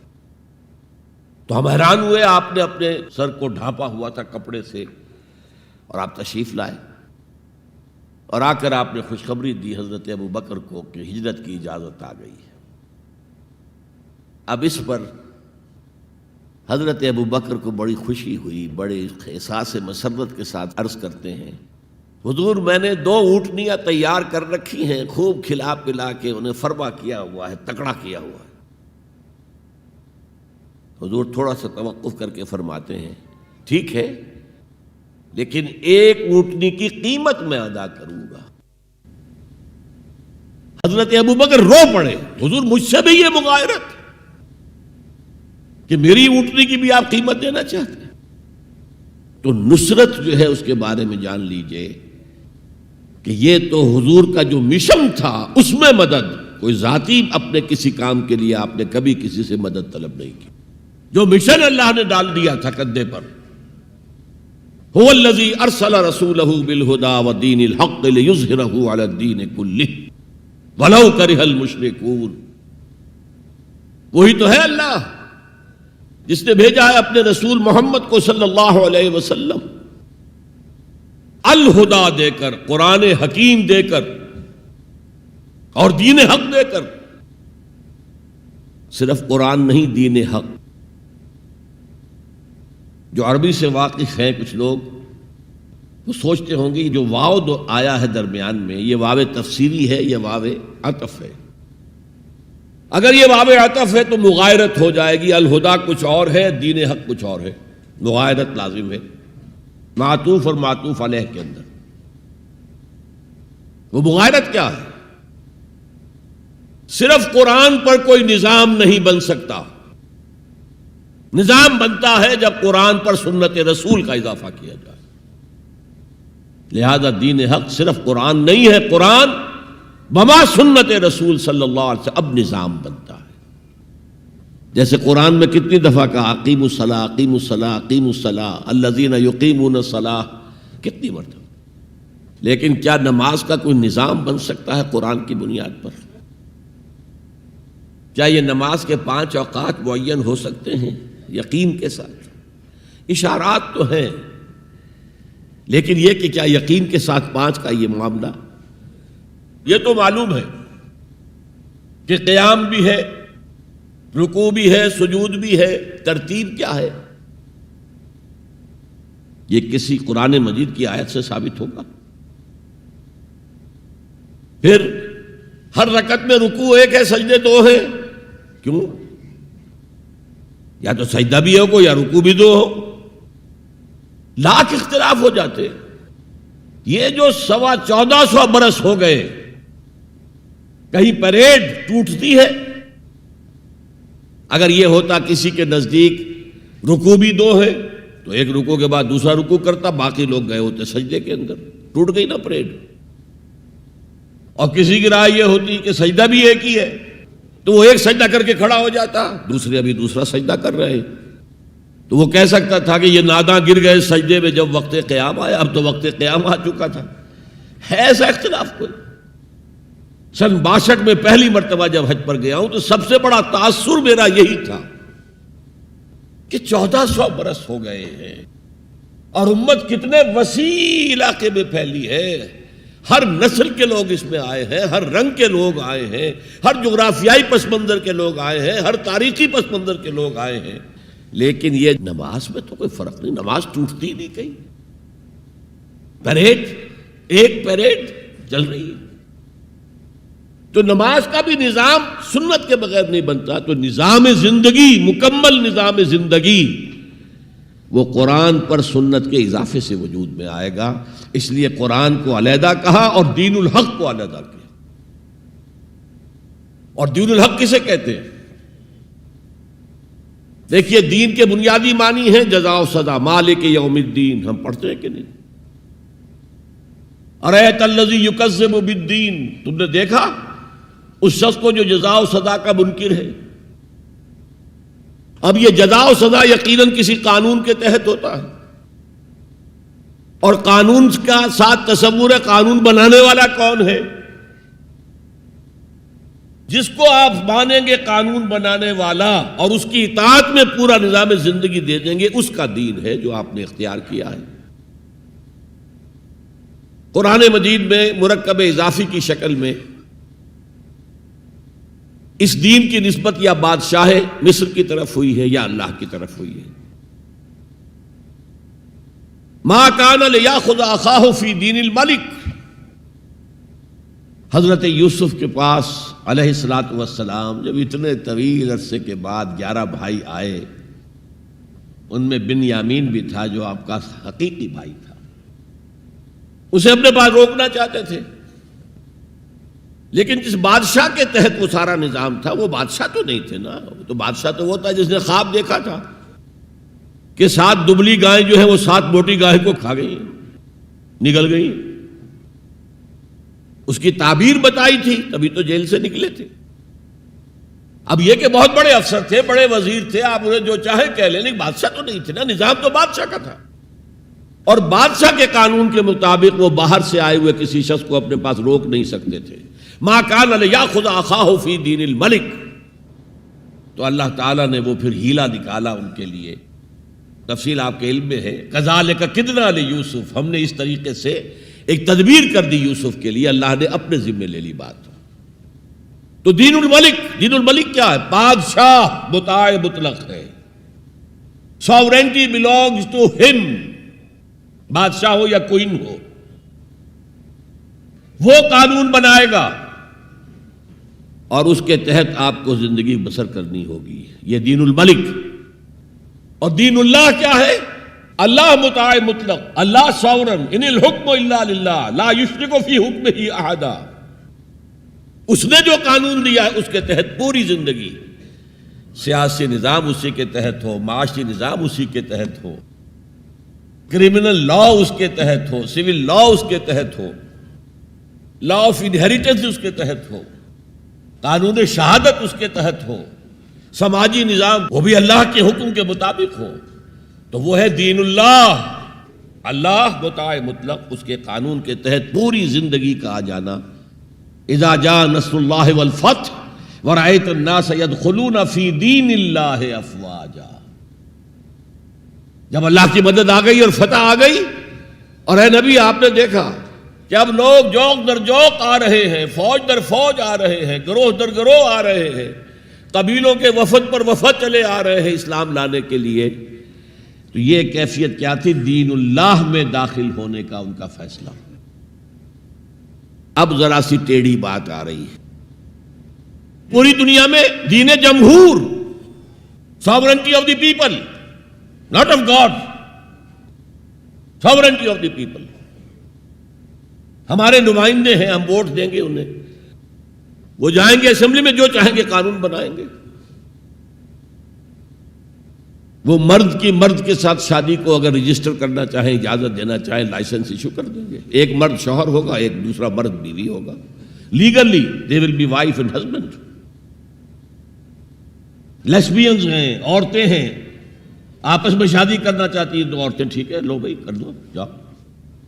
ہومو سیکسولیٹی جائز ہے بالکل، بلکہ اب تو اسے کہا جا رہا ہے کہ یہ نارمل انکلینیشن مانی جانی چاہیے، ہومو سیکسولیٹی، ہم جنس پرستی، اسے کوئی برا نام دینا ہی نہیں چاہیے، اٹس اے نارمل ایٹیٹیوڈ۔ یہ ہے اس سوشل انجینئرنگ پروگرام کا معاملہ کہ جو ابھی چند سال پہلے جو یونائٹڈ نیشنز آرگنائزیشن کی جنرل اسمبلی نے جو سوشل انجینئرنگ پروگرام بنایا ہے نوع انسانی کے لیے، اس میں تو کیا مقصد تھا حضور کا کہ آپ کو دی گئی کتاب نمبر 1 الہدا، اور نمبر 2 دین حق، تاکہ دین کو غالب کرے۔ ایک پیارا سا خیال آیا ذہن میں، دیکھیے یہ آپ کا عام محاورہ ہے، ایک میان میں 2 تلواریں نہیں سما سکتی، ایک جگہ 2 دین نہیں ہو سکتے، مذہب 100 بھی ہو سکتے ہیں ایک جگہ پر، اس لیے کہ مذہب کو عام دنیا کیا مانتی ہے کہ مذہب کا تعلق صرف 3 چیزوں سے، کچھ عقائد ہوں گے، ایک خدا کو ماننے والے، 100 خداؤں کو ماننے والے، کسی کو نہ ماننے والے، کچھ عبادات کی رسومات ہوں گی، نماز ہے، روزہ ہے، یا پوجا پاٹ ہے، یا گرو گرنتھ سنگھ کا وہ اکھنڈ پاٹ، یعنی پورا اس کی تلاوت مکمل، کوئی وقفہ ڈالے بغیر، جو چاہو کرو۔ سوشل کسٹمز ہوتے ہیں، بچہ پیدا ہوگا تو کیا کریں گے؟ عقیقہ کریں گے، بپتسمہ دیں گے، عیسائی بپتسمہ دیتے ہیں، بیپٹائز کرتے ہیں، ہم عقیقہ کرتے ہیں، پیدا ہوتے ہی دائیں کان میں اذان، بائیں میں اقامت کہتے ہیں۔ کوئی مر جائے گا تو کیا کریں گے؟ ڈیڈ باڈی کا جلائیں گے یا دفنائیں گے، یا پارسیوں کی طرح کہیں اونچی جگہ پر رکھ دیں گے کہ کیلیں اور کوے آئیں اور کھا جائیں۔ کم سے کم ان کی غذا کا تو کام چلے نا. زمین میں دبا دیں گے تو مٹی ہو کر مٹی میں مل جائے گا، کسی کے کام ہی نہیں آئے. بہرحال ان تین چیزوں کے مجموعے کا نام ہے مذہب. جبکہ دین کے اندر تین چیزیں مزید شامل ہو جاتی ہیں: سماجی نظام، معاشی نظام، سیاسی نظام. یہ 3 جمع 3 بن کر دین بنتا ہے. تو دین تو دو نہیں ہو سکتے. جمہوریت اور آمریت تو ساتھ ساتھ نہیں ہو سکتے. کیپٹلزم اور کمیونزم تو ساتھ ساتھ نہیں ہو سکتے. ڈیموکریسی اور ملوکیت تو ساتھ ساتھ نہیں ہو سکتے. اس اعتبار سے ایک مغلوب ہوگا، ایک غالب ہوگا. مغلوب مذہب بن جائے گا اور غالب دین ہوگا. آج دین جمہور غالب ہے. اور جو اقبال کا شعر ہے بڑا پیارا: بندگی میں گھٹ کے رہ جاتی ہے ایک جوئے کباب، اور آزادی میں بہرے بے کراں ہے زندگی. اگر دین آزاد ہے، غالب ہے، چھایا ہوا ہے تو وہ ہے اصل دین، ورنہ وہ سکڑ کر مذہب بن جائے گا. ہم 60 سال پہلے دین انگریز پر تھے نا. حاکم کون تھا؟ کوئی بادشاہ کو ملکہ بیٹھا ہوا یا بیٹھی ہوئی ہے انگلستان میں. وائس رائے یہاں ایک ہوتا تھا اس کا، لیکن وہ حاکم نہیں تھا، ساورن نہیں تھا. ساورنٹی ان کی تھی، اصل حکومت ان کی تھی. ہز میجسٹیز گورنمنٹ یا ہر میجسٹیز گورنمنٹ، ان کی تھی حکومت. تو اس اعتبار سے دین کو غالب کرنا یہ بہت جان جوکھوں کا کام تھا. یہ نوٹ کر لیجئے آپ. دیکھیے تمام نبی اور رسول مبلغ بن کر آئے، داعی بن کر آئے، بشیر بن کر آئے، نذیر بن کر آئے، بشارت دینے والے کہ اللہ کے راستے پر آؤ گے فروح و ریحان و جنت نعیم. اور اگر انذار کرنے والے نذیر بن کر آئے، اگر غلط راستے پر جاؤ گے تو جہنم ہے. حضور بھی یا ایھا النبی انا ارسلناک شاہدا و مبشرا و نذیرا و داعیا الی اللہ باذنہ و سراجا منیرا. یہ جو 5 حیثیتیں ہیں یہ مشترک ہیں حضور میں اور تمام انبیاء میں. اگرچہ ہر حیثیت میں حضور کی اپنی شان ہے جس میں کوئی دوسرا نبی ان کے قریب نہیں آ سکے گا. لیکن نوٹ کیجئے یہ آیت جو میں اس وقت آپ کے سامنے رکھ رہا ہوں، جس کے لیے نصرت مطلوب تھی، آؤ میرا ہاتھ بٹاؤ، یہ قرآن میں 3 دفعہ آئی ہے محمد الرسول اللہ کے لیے، اور کسی کے لیے نہیں آئی. ابراہیم کی نسبتیں دیکھیے، 3 نسبتیں ہیں کتنی اعلیٰ بلند. خلیل اللہ ہے واتخذ اللہ ابراہیم خلیلا. ابو الانبیاء ہے، سینکڑوں رسول اور نبی ان کی اولاد میں آئے. حضرت اسحاق کی اولاد سے، وہ جو prophets of the Old Testament ہیں ان کی کتابیں جو ہیں صحیفے ہیں دیکھیے. پھر حضرت اسماعیل کے اولاد میں حضرت محمد صلی اللہ علیہ وسلم، مدیان کی اولاد میں حضرت شعیب. یہ بہت کم لوگوں کو معلوم ہے کہ حضرت ابراہیم کی ایک تیسری زوجہ بھی تھی، ہاجرہ، جو مصر کے بادشاہ کی بیٹی تھی، جو پھر کنیز کے طور پر مصر کے بادشاہ نے پیش کی. ان سے اللہ نے بیٹا دیا اسماعیل. سارا جو حضرت ابراہیم کے اپنے خاندان سے تھی، کیونکہ بانجھ تھی، ساری عمر اولاد نہیں ہوئی، بڑھاپے میں اللہ نے اسحاق عطا کر دیے. پھر آپ نے ایک اور شادی کی تھی قطورہ، ان سے 6 بیٹے دیے تھے اللہ نے حضرت ابراہیم کو. ان میں سے ایک مدین تھا جس سے قوم مدین بنی ہے، جس میں حضرت شعیب کو بھیجا گیا. باقیوں کی تاریخ ہمیں معلوم نہیں. حضرت اسحاق کے بھی 2 بیٹے تھے اور جڑواں تھے. ولادت جب ہوتی ہے جڑواں بچوں کی تو پہلے ایک پھر دوسرا آتا ہے نا، تو اس اعتبار سے اسے بڑا چھوٹا کہہ دیتے ہیں، چاہے تھوڑی سی دیر کا وقفہ ہو، لیکن وہ بڑا چھوٹا تو ہو گیا. تو بڑے تھے حضرت عیسو اور چھوٹے تھے حضرت یعقوب. اور یعقوب کو یعقوب کیوں کہا؟ عقب سے، بعد میں آنے والا، پیچھے آنے والا. یعقوب عقب. ان کی اولاد میں کتنے نبی ہوئے ذرا سوچئے. تو پہلی نسبت اللہ کے خلیل، دوسری نسبت سینکڑوں نبیوں کے والد جد امجد، اور تیسری نسبت انی جاعلک للناس اماما، امامت الناس کے اوپر فائز کیے گئے. لیکن کیا آپ کے ذریعے سے کوئی نظام قائم ہوا، کوئی اسلامی ریاست قائم ہوئی؟ نہیں. کیا حضرت موسیٰ کے ذریعے سے ہوئی؟ حضرت موسیٰ وہ ہے جن کا ذکر قرآن میں ہم کہیں گے یہ، اگرچہ نام لے کر حضور کا تذکرہ بہت کم ہوا ہے قرآن میں، زیادہ نہیں، لیکن ظاہر بات ہے قرآن مجید تو حضور کی سیرت ہی بن جاتی ہے ایک طرح سے. غزوہ انفال کیا ہے؟ سورت انفال غزوہ بدر کا چیپٹر ہے. آل عمران کی 60 آیات جو 120 سے 180 تک وہ کیا ہیں؟ غزوہ احد ہے. تو حضور کا تو ذکر سب سے زیادہ ہے، لیکن حضور کے بعد سب سے زیادہ ذکر 555 آیات قرآن کی حضرت موسیٰ کے بارے میں ہے. 6,500 کل آیات ہیں، ان میں سے 555 1/13th part of Quran consists of تذکرہ of حضرت موسیٰ علیہ السلام. ان کے ذریعے حکومت قائم ہوئی. آ گئے تھے قریب 6 لاکھ بنی اسرائیل کو لے کر نکلے تھے مصر سے. ہجرت کے بعد آتا قتال کا مرحلہ، جنگ کا مرحلہ، جیسے حضور کی سیرت مطہرہ میں ہجرت کے بعد غزوہ بدر، بلکہ اس سے پہلے 8 مہمیں جو آپ نے بھیجی وہ ایک علیحدہ ایشو ہے. وہاں ہجرت کے بعد جب جنگ کا مرحلہ آیا پوری قوم نے کوڑا جواب دے دیا. فَذْهَبْ أَنْتَ وَرَبُّكَ فَقَاتِلَا إِنَّا هَاهُنَا قَاعِدُونَ. جاؤ موسیٰ تم اور تمہارا رب جاؤ، اور پہلے فلسطین میں جو آباد ہے انہیں نکال کے باہر کر دو، پھر ہم داخل ہوں گے، ورنہ ہم تو یہاں بیٹھے ہیں. زمین جنبت نہ جنبت گل محمد. اس پر وہ پروسیس وہیں رک گیا. جبکہ حضور کو اللہ نے وہ صحابہ دیے. غزوہ بدر سے پہلے ایک مشورہ کیا حضور نے صحابہ سے. دیکھو ایک لشکر آ رہا ہے جنوب سے، مکہ جنوب میں تھا مدینے سے، کیل کانٹے سے لیس ہے، لشکر ہے بڑا.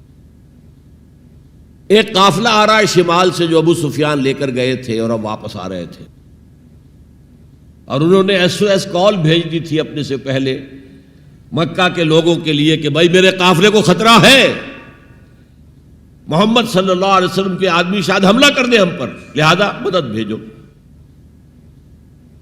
اب یہاں حضور پوچھتے کہ پہلے کدھر چلیں، قافلے کی طرف یا اس لشکر کی طرف؟ کچھ لوگ، ظاہر بات ہے کہ مدینے کے تمام جو صاحب ایمان تھے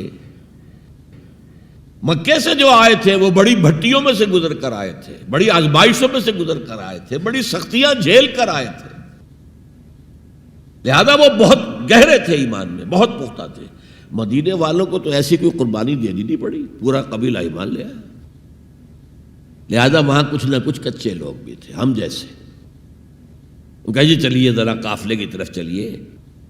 30 یا 50 آدمی سنا ہے کہ ان کے ساتھ ہیں محافظ، اور مال بہت ہے، ہمیں بہت مال مل جائے گا، اور نمبر 2 یہ کہ ہمارے پاس تو ہتھیار بھی نہیں ہے، ہم ان کے ہتھیار تو لے لیں گے کم سے کم، پھر لشکر سے لڑیں گے. اللہ کا فیصلہ کچھ اور تھا. اب آپ لوگوں سے کہہ رہے ہیں مجھے مشورہ دو، مجھے مشورہ دو، مجھے مشورہ دو. ابو بکر صدیق کھڑے ہو کر تقریر کر رہے ہیں، حضور جو آپ کا حکم ہم حاضر ہیں، آپ فرمائیے. حضرت عمر نے تقریر کی، آپ فرمائیے جو آپ کا حکم ہو ہم حاضر ہیں. حضرت مقداد ابن الاسود کھڑے ہوئے رضی اللہ تعالی عنہ، حضور ہمیں موسیٰ کے ساتھیوں پر قیاس نہ کیجئے جنہوں نے کہہ دیا تھا فَاذْهَبْ أَنْتَ وَرَبُّكَ فَقَاتِلَا إِنَّا هَاهُنَا قَاعِدُونَ. ہم موسیٰ کے ساتھی نہیں ہیں، محمد کے صحابی ہیں صلی اللہ علیہ وسلم. جو آپ کا ارادہ ہو بسم اللہ کیجئے. کیا عجب کہ اللہ تعالی ہمارے ذریعے آپ کی آنکھوں کو ٹھنڈک عطا فرمائے. یہ تو میں نے صرف اس واقعے کے حوالے سے سنایا یہ واقعہ کہ وہاں کیا تھا، 6 لاکھ تھے افراد یہود، ان میں بوڑھے بھی تھے، بچے بھی تھے، عورتیں بھی تھیں. تو 1 لاکھ تو ہوں گے جنگ کرنے کے قابل. اور نیچے آ جائیے 50,000 تو ہوں گے، 12 میں ایک تو ہوگا۔ کوڑا جواب، صرف 2 آدمی نکلے، یوشع ابن نون اور کالب بن یفنہ۔ یوشع تو پھر بعد میں حضرت موسیٰ کے جانشین بھی ہوئے اور نبی ہوئے، جوشوا کہتے ہیں بائبل میں ان کو، لیکن یوشع ابن نون 2 آدمی۔ اب جنگ کیسے ہو؟ لہذا پروسیس وہی رک گیا۔ حضرت موسیٰ علیہ السلام کے ہاتھوں کو اسلامی حکومت، اسلامی ریاست قائم نہیں ہو سکی۔ حضرت عیسیٰ کا تو سوال ہی نہیں، 3 سال آپ نے دعوت دی ہے اور یہودی علماء جو ہیں جان کے ان کے دشمن بن گئے۔ انہیں سب سے پہلے تو ولد الزنا کہا گیا، حضرت مریم پر تہمت لگائی گئی زنا کی، اور پھر یہ کہ ان کو جادوگر کہا گیا۔ یہ معجزے کیا دکھا رہا ہے؟ یہ تو شیطان بعلزبول جو ہے اس کی مدد سے دکھا رہا ہے۔ یہ سارے شعبدے ہیں، جادو ہے، اور جادو کفر ہے، لہذا یہ کافر ہو گیا، مرتد ہو گیا، ایسے سولی چڑھا دو۔ تو نظام کیا قائم ہونا تھا، ریاست کیا قائم ہونی تھی؟ عیسائیوں کے مطابق، یہودیوں کے مطابق تو سولی چڑھ گئے۔ عیسائیوں کے مطابق ہے کہ بعد میں اتار لیا گیا اور ایک جگہ رکھا گیا تو وہاں پھر زندہ ہو کر پھر آسمان پر اٹھ گئے۔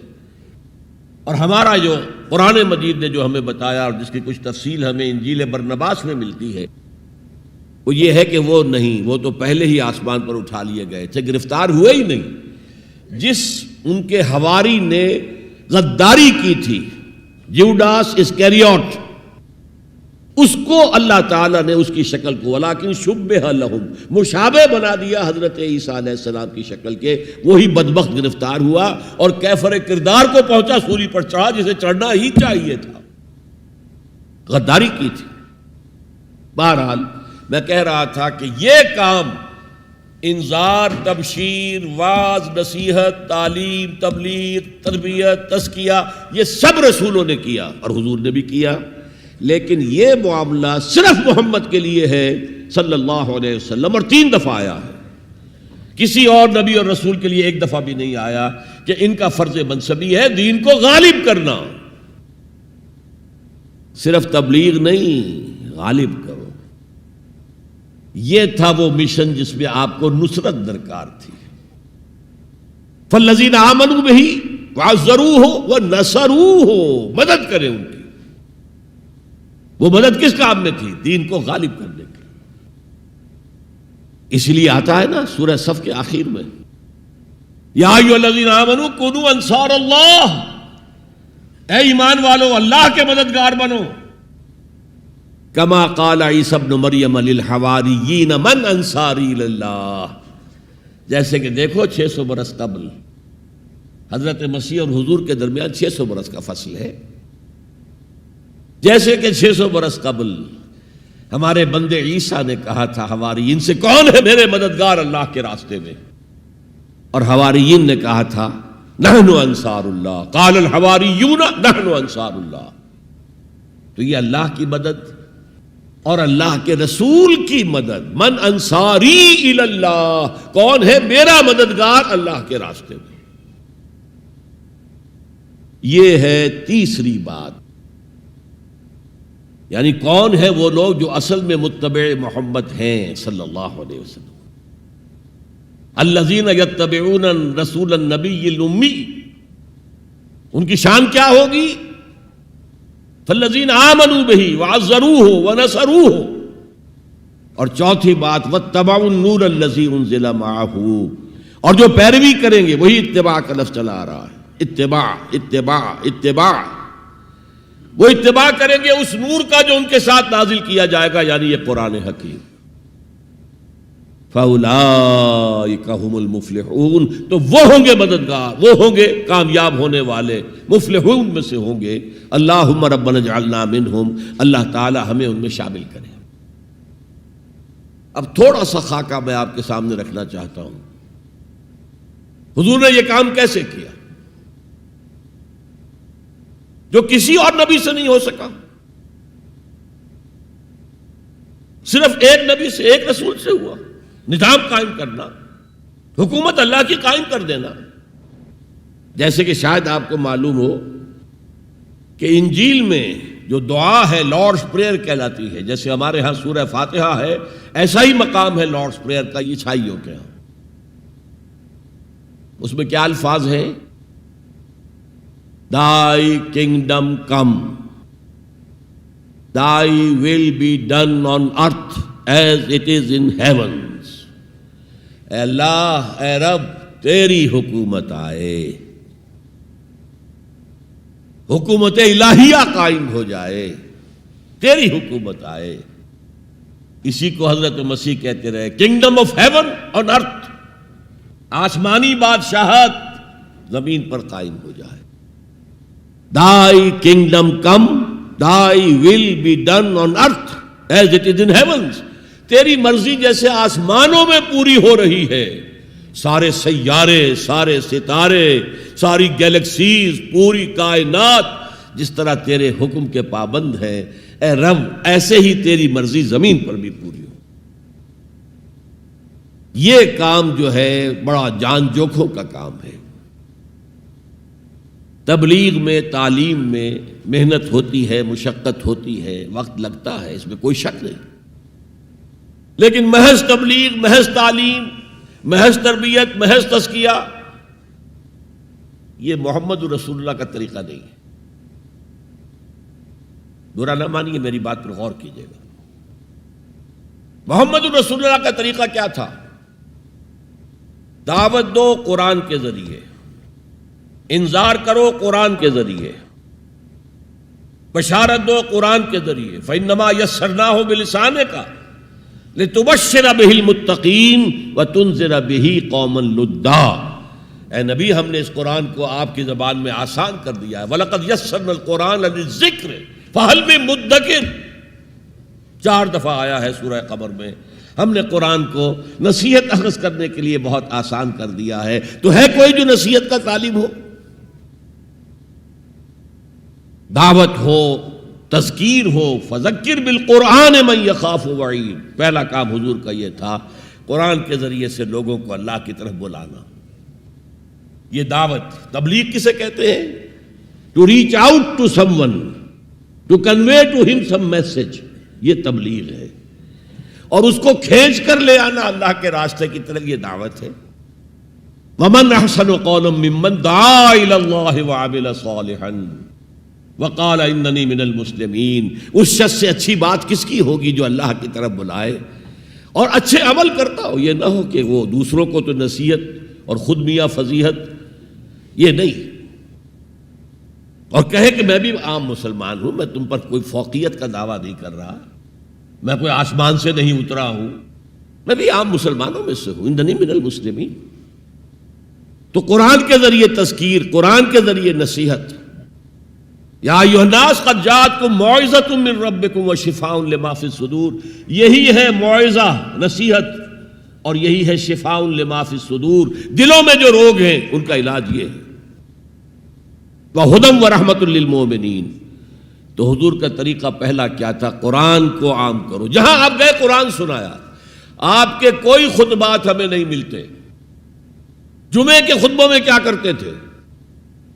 کان للنبی صلی اللہ علیہ وسلم خطبتان یجلس بینہما یقرأ فیہما آیات من القرآن ویذکر الناس۔ یہ صحیح مسلم کی روایت ہے۔ حضور کے 2 خطبے ہوتے تھے، آپ درمیان میں تھوڑی دیر کے لیے بیٹھتے بھی تھے جیسے ہم بیٹھتے ہیں۔ اور یہ کس لیے تھا؟ شاید آپ نے کبھی غور نہ کیا ہو۔ یہ اس لیے نہیں تھا کہ حضور کو کوئی تکان ہو جاتی تھی، آپ کے خطبے بہت مختصر ہوتے تھے، لمبے خطبے کی ضرورت کیا؟ جو سامنے بیٹھے ہیں عربی ان کی زبان ہے، قرآن عربی میں نازل ہوا ہے، حضور کے قلب سے زبان مبارک سے ادا ہو رہا ہے، دلوں کے اندر جا کے اتر رہا ہے، لمبی بات کی ضرورت کیا تھی؟ بہت مختصر خطبے ہوتے تھے، لیکن پھر بھی بیٹھتے تھے۔ کیوں بیٹھتے تھے؟ یہ علامت تھی اس بات کی کہ یہ خطبہ جو ہے یہ ظہر کی 2 رکعتوں کا قائم مقام ہے۔ ظہر کی 4 رکعتیں فرض اور جمعے میں رہ گئی 2، بقیہ 2 کے قائم مقام یہ 2 خطبے ہیں۔ لیکن خطبوں میں کرتے کیا تھے؟ یقرأ آیات من القرآن، قرآن کی آیات پڑھ کے لوگوں کو سناتے تھے، وَيُذَكِّرُ النَّاسَ، اور اسی کے حوالے سے نصیحت کرتے تھے، بس۔ اللہ خیر سمجھ۔ خطبہ نکاح ہے حضور کا، 4 آیتیں اس میں ہیں صرف. ایک سورہ آل عمران کی آیت ہے، ایک سورہ نساء کی آیت ہے، 2 سورہ احزاب کی آیات ہیں. آپ نے اپنی طرف سے کوئی وعظ کہا ہی نہیں اس میں. تو تبلیغ، تعلیم، تذکیر، انذار، تبشیر سب قرآن کے ذریعے سے. پہلا کام یہ پھیلاؤ اس کو. اب اس کے بعد جو آ جائیں قبول کر لیں شعوری طور پر، ہماری طرح نہیں کہ وہ صرف ایک نسلی قسم کا عقیدہ ہے. ظاہر بات ہے اس وقت جو مان رہے تھے وہ تو دل یقین کے ساتھ مان رہے تھے نا. انہیں پتا تھا ہمیں گھر بار چھوڑنے پڑیں گے، ہماری بیوی ہم سے علیحدہ ہو جائے گی، والدین ہمیں گھروں سے نکال دیں گے، اور مارے پڑیں گی نوجوانوں پر اور غلاموں کے اوپر تو جو بے پناہ سختیاں ہوئی ہیں. تو ظاہر ہے جب تک یقین دل میں کامل پیدا نہ ہو جائے کوئی بھی زبان نہیں کھولتا تھا کہنے کے لیے کہ اشہد ان لا الہ الا اللہ واشہد ان محمد رسول اللہ. تو جو آ گئے ایمان کو قبول کر لیا، اب ان کو جمع کرو، منظم کرو. آرگنائزیشن، اس لیے کہ نظام کو بدلنا آسان کام نہیں ہے. کہیں بھی کوئی خلا تو ہے نہیں، کوئی نہ کوئی نظام ہے. ڈیموکریسی ہے تو وہ حاکمیت عوام کا نظام ہے، کیپٹلزم ہے تو وہ ڈکٹیٹرشپ آف دی کیپٹلسٹ ہے. نظام تو ہے نا. ہمارے پاکستان میں جاگیرداری ہے تو وہ جاگیرداروں کا ملک ہے، انہی کی حکومت ہوگی. اور سیاست ہمارے ہاں جو ہے وہ جاگیرداروں کا میوزیکل چیئرز گیم ہے اور کچھ بھی نہیں. عوامی سیاست ہے ہی نہیں. وہ تو آپ کے ہاں تو پہلا قدم اٹھا لیا گیا تھا جاگیرداری کا خاتمہ. 2 کام ہندوستان میں بہت بڑے ہوئے جو ہم نہیں کر سکے. ہندوستان کے اندر پہلے ہی قدم دستور بن گیا اور ایک پٹڑی کے اوپر گاڑی چل رہی اور چلتی رہی. 1 سال صرف آپ کے ہاں ایمرجنسی آئی ہے اور وہ بھی کانسٹیٹیوشنل تھی. کانسٹیٹیوشن کو ایبروگیٹ کر کے کوئی ڈکٹیٹر نہیں آیا تھا. ایک یہ بڑا کام تھا. ہمارے ہاں پہلے ایک بی بی سی رپورٹ آئی، B P C basic principal report, اس کے اوپر احتجاج ہوئے، پھر قرارداد مقاصد پاس ہوئی تو خیر. لیکن اس کے بعد 56 کا دستور بنا، اسے ایک فیلڈ مارشل صاحب نے، خود ساختہ فیلڈ مارشل، انہوں نے اس کو بھی ختم کیا اور دستوریہ کا بھی بستر گول کر دیا. جا کر کہیں 73 میں ایک دستور بنا اور اس دستور میں بھی وقتاً فوقتاً اتنی ترمیمیں ہو گئی ہیں کہ اس کا حلیہ بگڑ چکا. اور دوسرا بڑا کام یہاں جو ہوا ہے جو قابل تحسین ہے، جاگیرداری کا خاتمہ. تو اصل عوامی سیاست یہاں پر آئی ہے. بہرحال ہر نظام کے ساتھ ویسٹڈ انٹرسٹ ہوتا ہے. ایسے طبقات ہوتے ہیں جن کو مراعات حاصل ہے، مراعات یافتہ طبقات، پریولیج کلاسز، اور وہ کبھی برداشت نہیں کریں گے کہ آپ ان کا نظام کو ہاتھ لگائیں. دے وانٹ اسٹیٹس کو، جو نظام ہے وہی رہنا چاہیے. تو نظام کو بدلنے کے لیے تو جانوں کا پھر ہدیہ دینا پڑے گا. لہذا منظم جماعت بناؤ، موب نہ ہو، ہجوم نہ ہو. منظم جماعت، اور وہ کیسی؟ سمع و اطاعت، لسن اینڈ اوبے. جو آرمی کا جو اصول ہے، اگر فوج میں کوئی شخص جسے حکم دے رہا ہو، سپیریئر اس کا، وہ پوچھے جناب یہ حکم مجھے کیوں دے رہے ہیں، کیا مصلحت ہے، پہلے سمجھائیے پھر میں عمل کروں گا، تو کیا وہ فوج کہلائے گی؟ بڑی پیاری نظر تھی، میٹرک کے زمانے میں پڑھی تھی انگریزی کی، کہ کسی جنگ میں 600 سواروں کا ایک دستہ تھا اور ان کو حکم دے دیا گیا چارج، آگے بڑھو، حملہ کرو. اور انہیں معلوم تھا کہ داہنے ہاتھ بھی توپیں لگی ہوئی ہیں، بائیں ہاتھ بھی توپیں ہیں، سامنے بھی توپیں ہیں، آگ اگل رہی ہیں. Cannons to left of them, cannons to right of them, cannons in front of them, volleyed and thundered. لہذا سب نے یہ سمجھا someone has blundered. کسی نے بڑی غلطی کی ہے یہ حکم دے کر، جو کمانڈر ہے بڑی خطا ہوئی. لیکن There's not to reason why. یہ why کا سوال کرنے کا تو ان کا مقام ہی نہیں ہے. There's but to do and die. جو حکم ملا کرو, مرتے ہو تو مرو. Therefore, into the valley of death rode the 600. 600 کے 600 موت کی وادی میں اتر گئے. تو جب تک ایسی جماعت نہیں ہوگی نظام نہیں بدلا جا سکتا. بولشویکس اینڈ بولشویکس رشیا میں منظم جس طرح تھے, اگر وہ نہ ہوتے تو زار کی حکومت کا تختہ الٹا جا سکتا تھا. Was it possible? سب سے بڑی کنگڈم تھی ایشیا اور یورپ دونوں کے اوپر جو برج تھا, بہت بڑی سلطنت, کہاں سے کہاں تک زار کی سلطنت. اور پورا جو ہے ہمارا سینٹرل ایشیا, سارے یہ ترک, مسلم ترک علاقے جو ہے, روسی ترکستان اسی لیے ان کا نام تھا, وہ بھی اسی کے پاس تھے. لیکن ایک منظم جماعت نے, ایک نئے فکر نے, ایک نئے فلسفے نے, مارکسزم نے لوگوں کو پوزیس کیا, انہیں منظم کیا, انہوں نے جد و جہد کی, انقلاب برپا کر دیا. یہی کام حضور نے کیا. ایمان کی دعوت دی اور ایمان دلوں میں راسخ ہو گیا, انہیں منظم کیا. حدیث میں آتا ہے, اور یہ مشکات شریف میں بھی حدیث ہے, مسند احمد ابن حنبل کے حوالے سے اور جامع ترمذی کے حوالے سے. حضور فرماتے ہیں, حارث اشعری رضی اللہ تعالیٰ عنہ اس کے راوی ہیں, انی آمرکم بخمس, مسلمانوں میں تمہیں 5 باتوں کا حکم دے رہا ہوں. اللہ امرنی بہن, ایک روایت میں یہ اضافی الفاظ ہے, اللہ نے مجھے حکم دیا ہے ان کا, اپنی طرف سے نہیں دے رہا. حالانکہ حضور کو اختیار تھا, آپ اپنی طرف سے بھی حکم دے سکتے تھے. وہ 5 باتیں کیا ہیں؟ بالجماعت والسمع والطاعت والہجرت والجہاد فی سبیل اللہ. کتنا بڑا مجمع اس وقت یہاں ہے. کیا میں پوچھ سکتا ہوں کتنے لوگوں نے یہ حدیث سنی ہے آج سے پہلے؟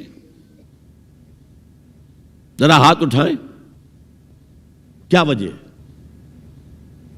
دیکھیے 5 چیزیں وہ ہیں جو ہم میں سے ہر ایک کو یاد ہے. حدیث یاد ہونا ہو, اس کا ایسنس تو یاد ہے. بنی الاسلام علی 5, شہادت اللہ الہ الا اللہ وان محمد رسول اللہ, وإقام الصلاة وإيتاء الزکاة وصوم رمضان وحج البیت من استطاع الیہ سبیلا. کس کو نہیں معلوم 5 ارکان اسلام؟ اور کس نے فرمایا؟ یہ حضور نے. اور یہ کلام خبریہ ہے, بنی الاسلام علی 5. اس میں امر کا انداز نہیں ہے, خبر ہے. اسلام کی تعبیر 5 بنیادوں پر ہے. یہ حدیث ہمیں یاد ہے. اور جس کے کہہ رہے ہیں میں حکم دیتا ہوں تمہیں اور اللہ نے مجھے حکم دیا ہے, یہ 5 باتیں ہمارے ذہن سے نکل گئی. اس لیے کہ ہمارے ذہن میں اسلام کا تصور مذہب کا ہے, دین کا ہے ہی نہیں.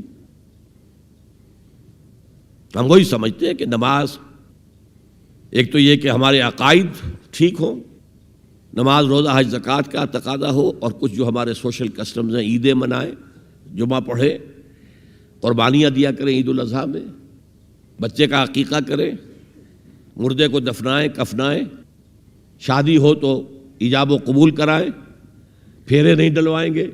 بھائی یہ ہمارا دین ہے, ہمارا مذہب ہے. مذہب دین نہیں ہے, یہ دین کا تصور ہی نہیں. ہم اتنے خوگر ہو گئے محکومیت کے کہ دین کی اقامت کا تصور, دین کو غالب کرنے کا تصور ہمارے ذہنوں سے نکل گیا, ذہن میں ہے ہی نہیں.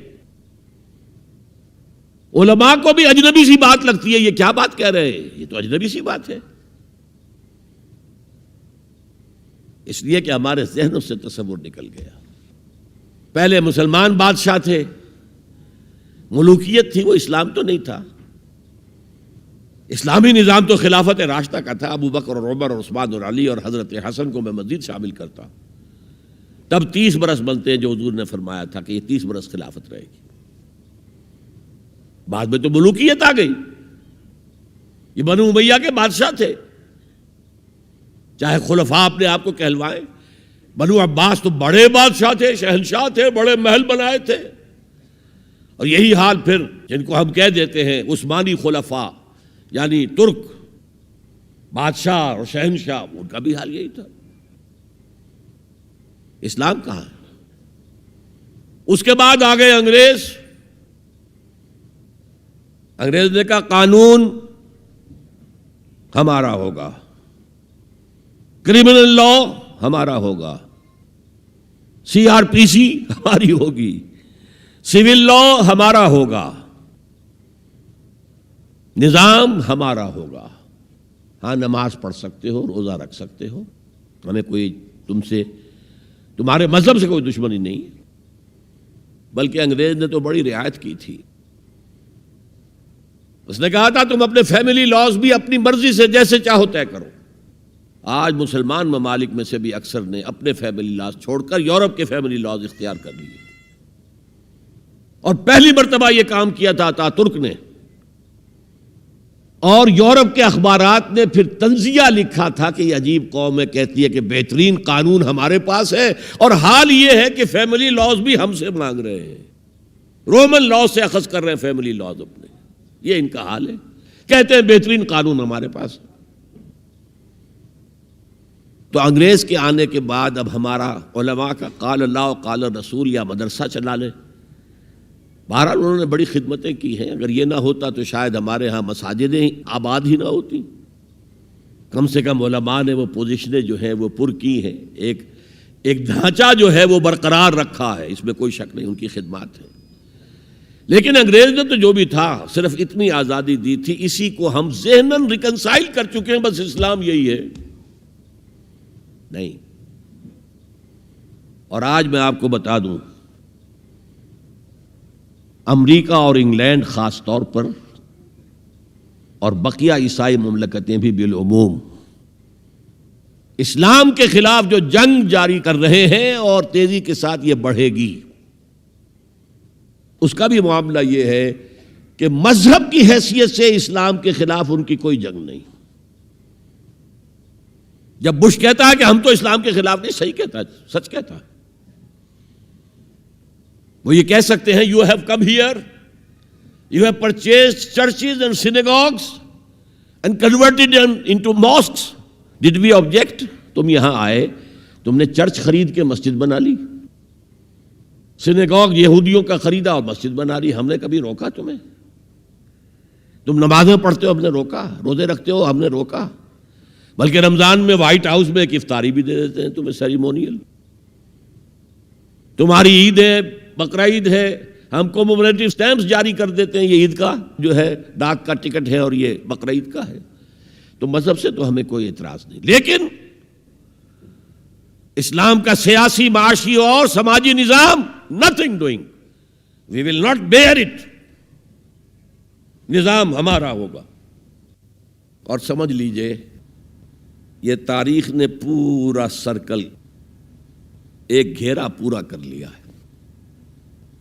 وہ جو مولانا حالی نے کہا تھا، اے خاصہ خاصان رسول وقت دعا ہے، امت پہ تیری آ کے عجب وقت پڑا ہے، وہ دین جو بڑی شان سے نکلا تھا وطن سے، پردیس میں وہ آج غریب الغرباء ہے۔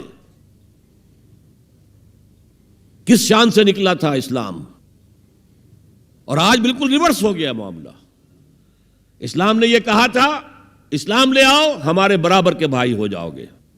ہم یہ بھی نہیں کہیں گے ہم پرانے مسلمان ہیں، سینئر مسلمان ہیں، ہمارے حقوق زیادہ ہیں، تم نیو کمرز ہو، نو مسلم ہو، تمہارے حقوق نہیں، بالکل برابر۔ یہ نہیں تو اسلام کی بالادستی قبول کرو، چھوٹے ہو کر رہو، ہاتھ سے جزیہ پیش کرو، یؤتوا الجزیۃ عن ید وہم صاغرون، پھر تم یہودی رہو مذہب کے طور پر، نظام ہمارا ہوگا دین حق کا، وہ غالب ہم نے کرنا ہے۔ محمد الرسول اللہ بھیجے گئے دین کو غالب کرنے کے لیے۔ ہمارے اندر طاقت نہ ہو تو کیا کریں، مجبور ہیں، لیکن طاقت ہو اور پھر دین کو غالب نہ کریں تو ہم تو غدار ہیں اللہ کے۔ لہذا کیا کہتے تھے، ایمان لے آؤ برابر کے ہو جاؤ گے، نہیں تو رہو تم عیسائی رہو، یہودی رہو، مجوسی رہو۔ ابھی شروع میں ان تین سے ہی معاملہ تھا نا، لیکن اسلام کی بالادستی، نظام ہمارا ہوگا، باقی تم نیچے رہو، اور اگر یہ بھی منظور نہیں تو آؤ تلوار ہمارے اور تمہارے درمیان فیصلہ کرے گی۔ یہی بات تھی کہ نہیں؟ آج وہی بش کہہ رہا ہے نظام ہمارا ہوگا، اس نظام کے نیچے تم رہو، مسلمان رہو، ہندو رہو، عیسائی رہو، کچھ رہو۔ یہ بالکل برعکس کیفیت ہو گئی اس کی۔ تو آج کا مسلمان جو ہے ان چیزوں سے اس لیے ذہناً غافل ہے کہ حضور کی اتنی تاکیدی حدیث، انی آمرکم بخمس اللہ امرنی بہن بالجماعت والسمع والطاعت والہجرت والجہاد فی سبیل اللہ، کبھی ممبر سے نہ سنائی گئی، نہ کبھی سنی گئی، اس لیے کہ یہ اس عمل کا نام ہے جو دین کو قائم کرنے کے لیے ہوتا ہے۔ چوتھا کام فرمایا گیا واتبعوا النور الذی انزل معہ، وہی لفظ اتباع چل رہا ہے۔ یہ ساری میری گفتگو کا مرکزی لفظ اتباع ہے، یاد ہے میں نے کیا کہا تھا؟ اللہ کی اطاعت کلی اور محبت شدید مل کر کیا چیز بنے گی؟ عبادت۔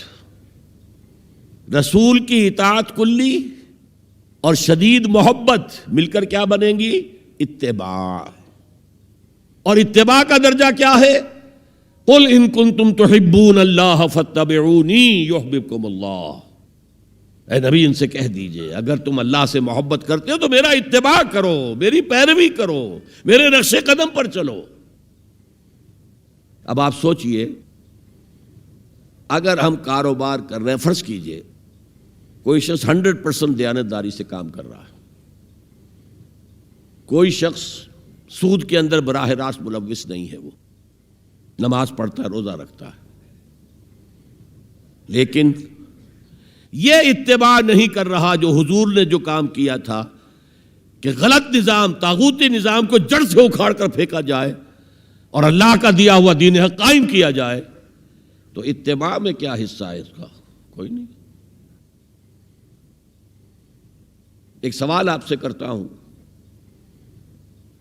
حضور نے وحی کے آغاز کے بعد کوئی کاروبار کیا؟ جی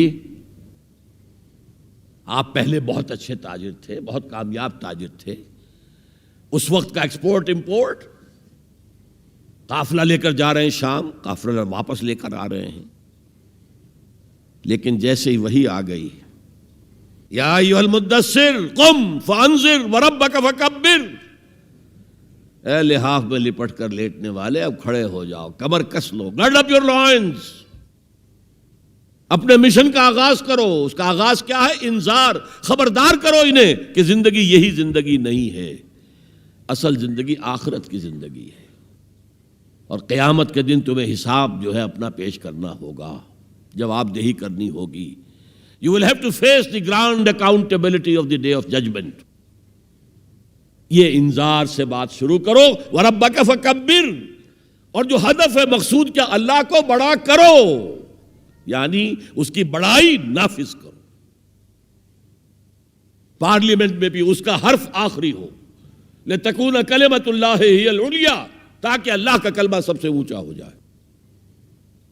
یہ نہیں کہ صاحب ہمارے تو 60% لوگوں نے یہ رائے دے دی ہے، بس اب ہم نہیں جانتے کہ قرآن میں کیا ہے یا کسی اور آسمانی ہدایت میں کیا ہے، تورات میں کیا ہے، انجیل میں کیا، ہم نہیں جانتے۔ اگر ہم اس کے خلاف جد و جہد نہیں کرتے تو اتباع میں کوئی حصہ نہیں ہمارا۔ جو اطاعت تھوڑی بہت ہم کر رہے ہیں وہ بھی جزوی ہے، کلی نہیں ہے، اسی لیے دنیا کی رسوائی وہ تو ہمارے ماتھے پر لکھی ہوئی ہے، ضربت علیہم الذلۃ والمسکنۃ وباؤوا بغضب من اللہ۔ آج ہمارا حال یہ ہے۔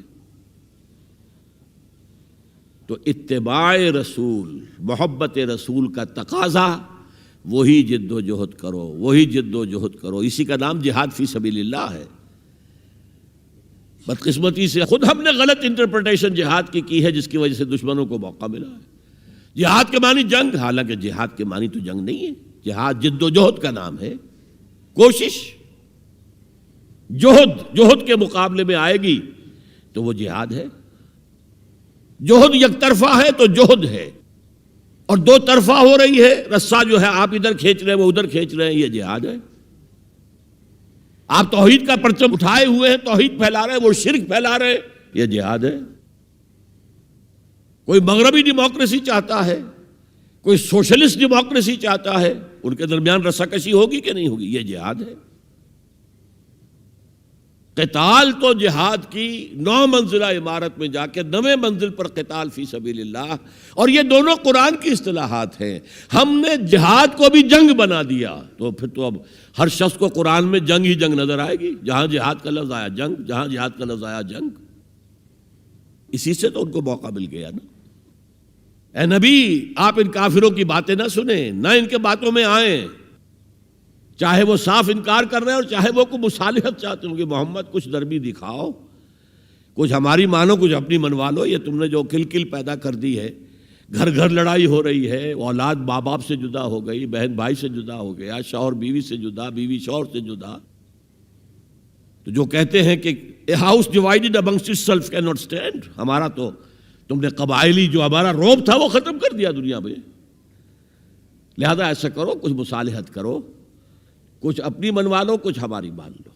قرآن نے کہا وَدُّوا لَوْ تُدْهِنُ فَيُدْهِنُونَ فَلَا تُطِعِ الْمُكَذِّبِينَ، ان کی بات نہ سنیے۔ تو جہاد تھا جو ہو رہا تھا، جس کے لیے میں نے رات تقریر کی ہے، جہاد بالقرآن۔ فَلَا تُطِعِ الْكَافِرِينَ وَجَاهِدْهُمْ بِهِ جِهَادًا كَبِيرًا۔ یہ سورہ الفرقان کی آیت ہے نمبر 52، اور شروع کیسے ہوتی ہے سورہ الفرقان؟ تبارک الذی نزل الفرقان علی عبدہ لیکون للعالمین نذیرا۔ بڑی بابرکت ہے وہ ذات جس نے اپنے بندے محمد پر صلی اللہ علیہ وسلم یہ الفرقان نازل کر دیا تاکہ تمام جہان والوں کو خبردار کر دے، انذار، اور وہ پوری نوع انسانی کے لیے انذار۔ اسی میں آگے آتا ہے، اسی صورت میں فلا تطع الکافرین، اے نبی آپ ان کافروں کی باتیں نہ مانیں، نہ سنیں، نہ توجہ دیں۔ وَجَاهِدْهُمْ بِهِ، اس قرآن کے ذریعے سے جہاد کیجئے۔ 12 برس مکے میں قرآن کے ذریعے سے جہاد ہوا ہے، تلوار تو نہیں اٹھی۔ الٹا حکم یہ تھا کہ چاہے تمہارے ٹکڑے کر دیں، چاہے تمہیں آگ میں جلا دیں، you don't have to raise hands even in self defense۔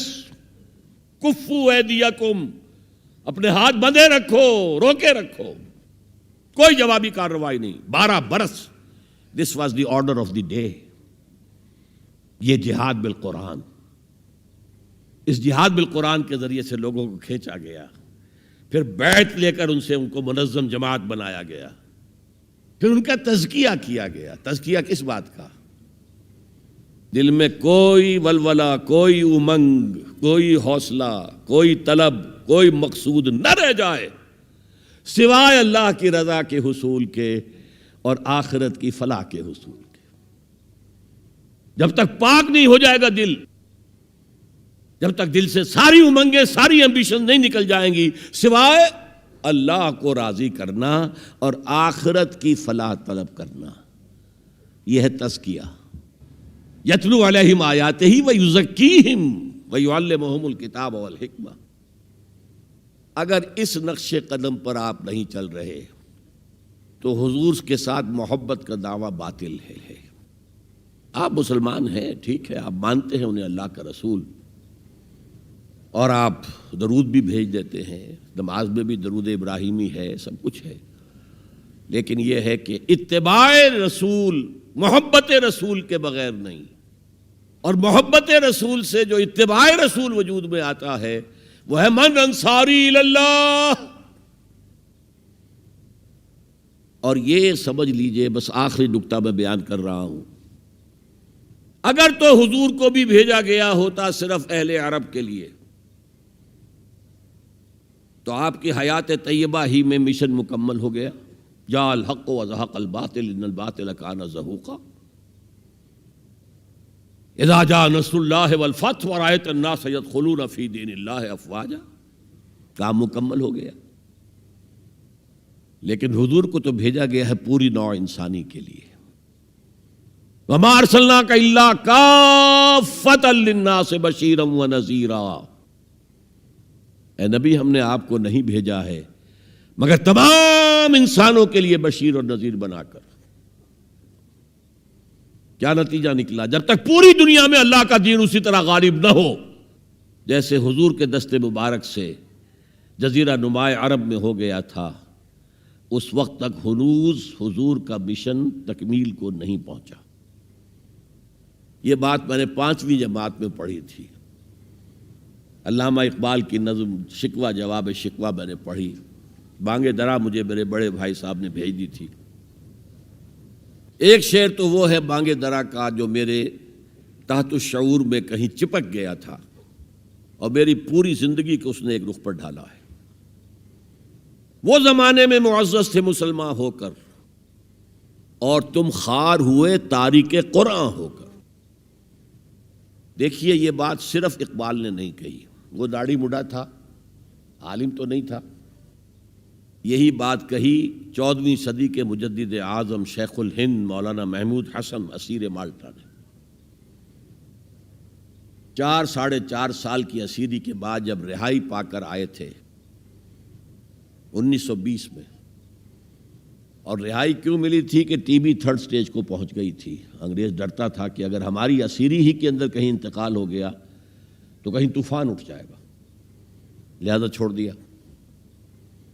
Deoband میں ایک جلسہ منعقد ہوا اور وقت کے سارے بڑے بڑے علماء موجود، اشرف علی تھانوی صاحب موجود، شبیر احمد عثمانی صاحب موجود، مولانا حسین احمد مدنی موجود، ہمارے جو پاکستان میں مفتی محمد شفیع صاحب موجود، اور انہوں نے یہ واقعہ لکھا ہے اپنی کتاب میں وحدت امت میں کہ شیخ الہند نے کہا کہ ہم نے تو اپنی 4 سالہ دور اسیری میں جتنا ہی غور کیا ہے، ہمیں اپنے زوال کے 2 اسباب نظر آئے ہیں۔ ایک ہمارا قرآن کو ترک کر دینا، یہ لفظ ہے اس کے اندر، نوٹ کیجئے۔ حالانکہ علماء نے قرآن کو ترک کیا ہے، لیکن اگر آپ نے کہا نہیں تو یہ صحیح نہیں ہے، کیا ہے۔ ان کا سارا زور فقہ پر ہے، حدیث پر ہے، زیادہ زور قرآن پر نہیں ہے۔ صحیح بات ہے۔ کہنے والا کون ہے؟ شیخ الہند۔ ایک ہمارا قرآن کو ترک کر دینا اور دوسرا آپس کے اختلافات، اور مفتی شفیع صاحب نے اس کے اوپر پھر یہ گرہ لگائی کہ حضرت شیخ نے جو 2 باتیں کہی تھی حقیقت میں ایک ہی ہیں، ہمارے اختلافات بھی اسی لیے کہ ہم نے قرآن کو ترک کر دیا ہے۔ تو یہ ہے ایک شعر جو میرے ذہن میں چپک گیا تھا، پھر قرآن سے اللہ نے جو ایک مناسبت دی ذہنی قلبی، اللہ کا شکر ہے، اللہ کا فضل ہے۔ دوسرا شعر وہ ہے کہ وقت فرصت ہے کہاں، کام ابھی باقی ہے، نور توحید کا اتمام ابھی باقی ہے۔ پورے کرہ ارضی جب تک کہ توحید سے جلوگر نہ ہو جائے اور اسلام کا ڈنکا نہ بج جائے، اس وقت تک حضور کا مشن مکمل نہیں ہے۔ حضور حوالے کر کے گئے تھے امت کے۔ خطبہ حجۃ الوداع میں آپ نے سوال کیا الا هل بلغت، اور 1.25 لاکھ کے مجمع نے جواب دیا انا نشهد انک قد بلغت الرسالۃ وادیت الامانۃ ونصحت الامۃ وکشفت الغمۃ۔ ہاں حضور ہم گواہ ہیں، آپ نے حق رسالت ادا کر دیا، حق امانت ادا کر دیا، مسلمانوں کی خیر خواہی کا حق ادا کر دیا، امت کی خیر خواہی کا، اور گمراہی کے پردے چاک کر دیے۔ 3 دفعہ حضور نے سوال کیا، 3 دفعہ جواب لے کر پھر آسمان کی طرف نگاہ اٹھائی اور انگشت شہادت سے اشارہ کیا، اور پھر لوگوں کی طرف اللہم اشہد اللہم اشہد اللہم اشہد، اے اللہ تو بھی گواہ رہے، یہ مان رہے ہیں کہ میں نے پہنچا دیا۔ اسے میں کہا کرتا ہوں سائی آف ریلیف۔ کندھوں پر ایک بہت بڑا بھاری بوجھ آ گیا تھا، بہت بڑی امانت تھی قرآن، اس کے پہنچانے پر کیا کیا تکلیفیں اٹھائی ہیں۔ پاگل کہے گئے، مجنون کہے گئے، شاعر کہے گئے، ساحر کہے گئے، مسحور کہے گئے، کیا نہیں کہا گیا۔ اور پھر جو مارے کھائی ہیں، جو 3 سال کی شیب بنی ہاشم کے اندر اسیری تھی، جس میں کھانے پینے کی چیزیں گھاٹی میں داخل نہیں ہو سکتی تھی۔ ہماری جیلوں میں تو آپ کو کھانا تو ملتا ہے، وہاں تو کچھ نہیں تھا۔ پھر طائف کا پتھراؤ یاد کیجئے، پھر مکے سے نکلنا اور 3 دن رات ایک غار میں چھپے رہنا، پھر مدینے کے اندر آپ کو معلوم ہے غزوہ بدر آ رہی ہے، اس میں 70 اگر کافر مارے گئے تو غزوہ احد میں 70 صحابہ شہید ہو گئے، جن میں حضرت حمزہ بھی ہیں۔ 3 رشتے ہیں حضرت حمزہ سے حضور کے، چچا بھتیجا، سب کو بس یہی معلوم ہے، چچا بھتیجا، خالہ زاد بھائی، دودھ شریک بھائی، اور عربوں میں دودھ شریک بھائی حقیقی بھائی کے طور پر ہوتا تھا۔ اور ان کی لاش سامنے آئی ہے کہ ناک کاٹ لی گئی ہے، کان کاٹ لیے گئے ہیں، اور پیٹ چاک کر کے کلیجہ چبایا گیا ہے۔ یہ سارے بوجھ اٹھا کر اگر وہ حق تبلیغ ادا ہو گیا، اے اللہ یہ مان رہے ہیں، تو بھی گواہ رہے، اور پھر کیا کہا؟ فَلْيُبَلِّغِ الشَّاهِدُ الْغَائِبَ، اب جو یہاں موجود ہیں ان کا فرض ہے کہ ان کو پہنچائیں جو یہاں نہیں ہیں، اور یہ ابد الآباد تک کے لیے، قیامت تک کے لیے ہے۔ انا آخر المرسلین وانتم آخر الامم، میں آخری رسول ہوں، تم آخری امت ہو، اور تمہیں نکالا گیا دنیا والوں کے لیے۔ دنیا کی دوسری قومیں اپنے لیے جیتی ہیں، اپنی عظمت، اپنا بول بالا، اپنے مفادات، اپنی مصلحتیں، اور تمہیں دنیا والوں کے لیے جینا ہے۔ ہم تو جیتے ہیں کہ دنیا میں تیرا نام رہے، کہیں ممکن ہے کہ ساقی نہ رہے جام رہے۔ یہ جام ہدایت کون گردش میں لائے گا اگر ساقی نہ ہو؟ ساقی امت مسلمہ ہے۔ یہ دوسری بات ہے کہ امت بھول گئی، خود ہی نہیں پڑھا، پڑھائیں گے کیا؟ خود ہی نہیں سمجھا، سمجھائیں گے کیا؟ بہرحال وقت فرصت ہے، کہاں کام ابھی باقی ہے، اور اس کی صحیح حدیثیں موجود ہیں کہ دنیا میں دوبارہ نظام خلافت علی منہاج النبوہ آئے گا، اور اب جب آئے گا گلوبل ہوگا۔ یہ ایک بہت بڑا تصادم آنے والا ہے، جسے کہ بائبل کے ماننے والے کہتے ہیں آرمگیڈون، بہت بڑی جنگ۔ اگر آپ کہیں ڈکشنری میں جا کر دیکھیں گے آرمگیڈون کے معنی تو لکھا ہوگا A very big war which will be fought between the forces of evil and good before the end of this world۔ اور حضور کی احادیث میں الملحمۃ العظمی، عظیم ترین جنگ، الملحمۃ الکبریٰ، سب سے بڑی جنگ، اور اس میں یا تو ایک طرف ہوگا نیو ورلڈ آرڈر، وہ چاہتا ہے گلوبل ہو جانا، اور یہ حقیقت میں جیو ورلڈ آرڈر ہے۔ عیسائی دنیا اس وقت یہودیوں کے پنجے میں، شکنجے میں ہے۔ 100 سال پہلے دیکھ آیا تھا وہ دیکھنے والا مرد درویش اقبال، 1905 میں گیا تھا انگلستان، جرمنی، 1908 تک رہا تھا۔ وہ دیکھ کر آیا تھا کہ فرنگ کی رگے جاں پنجے یہود میں ہے۔ آپ کو معلوم ہے جو ریئیکشن ہوا ہے بعد میں، جو کچھ ہٹلر نے کیا یہودیوں کے ساتھ، کہتے ہیں 60 لاکھ ہمارے مارے ہیں۔ کیوں؟ کہ انہیں احساس ہو گیا تھا انہوں نے اپنے شکنجے میں ہمیں کس لیا ہے، لہذا اس نے انتقام لیا ہے۔ بہرحال اب جو بھی ٹکراؤ ہونے والا وہ 2 نظاموں کا ہوگا، جسے ہنٹنگٹن نے کہا ہے کلیش آف سیویلائزیشنز، تہذیبوں کا تصادم آئے گا، اور اس میں دوسری تہذیب ہماری یا ہمارا نظام اس وقت دنیا میں کہیں نہیں ہے، لیکن دشمن کو معلوم ہے۔ ابلیس کی مجلس شورا میں علامہ اقبال نے ابلیس کے ترجمانی کرتے ہوئے کہا ہے اگر کوئی خطر مجھ کو تو اس امت سے ہے۔ ابلیس کہہ رہا ہے۔ پہلے اس میں آتا ہے ایک مشیر نے کہا جی جمہوریت کا دنیا میں بول بالا ہو رہا ہے، ہماری ابلیسی نظام تو ختم ہو جائے گا۔ اس نے کہا نہیں، ہم نے خود پہنایا ہے شاہی کو جمہوری لباس، ذرا آدم ہوا ہے خود شناس و خود نگر۔ تم نے کیا دیکھا نہیں مغرب کا جمہوری نظام، چہرہ روشن اندروں چنگیز سے تاریک تر۔ It's the dictatorship of the capitalist۔ دوسرے نے کہا مشیر نے اجی وہ ایک اور مصیبت کھڑی ہو گئی ہے، وہ کارل مارکس نے کیا کر دیا ہے، میرے آقا یہ جہاں زیر و زبر ہونے کو ہے، ہمارا ابلیسی نظام تو ختم ہو جائے گا۔ اس نے اس کو بھی رد کر دیا۔ کب ڈرا سکتے ہیں مجھ کو اشتراکی کوچہ گرد، یہ پریشان روزگار آشفتہ مغز آشفتہ ہو، کچھ نہیں کر سکتے۔ ہے اگر کوئی خطر مجھ کو تو اس امت سے ہے، جس کی خاکستر میں ہے اب تک شرار آرزو۔ انگارے کے اوپر آ گئی ہے راکھ، اندر دہکتی ہوئی آگ ہے، جس کی خاکستر میں ہے اب تک شرارے آرزو، خال خال اس قوم میں اب تک نظر آتے ہیں وہ، کرتے ہیں اشک سحر گاہی سے جو ظالم وضو۔ لیکن پھر کہتا ہے وہی ابلیس، جانتا ہوں میں یہ امت حامل قرآن نہیں۔ دیکھیے کت قدر صحیح عکاسی کر رہا ہے، مجدد وقت بھی کہہ رہا ہے ہم نے قرآن کو ترک کر دیا، اور مفکر امت کہہ رہا ہے کہ ہم نے قرآن کو ترک کر دیا، اور تم خار ہوئے تارک قرآن ہو کر۔ دونوں کی رائے متفق گردید رائے بو علی بارائے من، دونوں کی رائے مل گئی۔ بہرحال ابلیس کہتا ہے جانتا ہوں میں یہ امت حامل قرآن نہیں ہے، وہی سرمایہ داری بندے مومن کا دین۔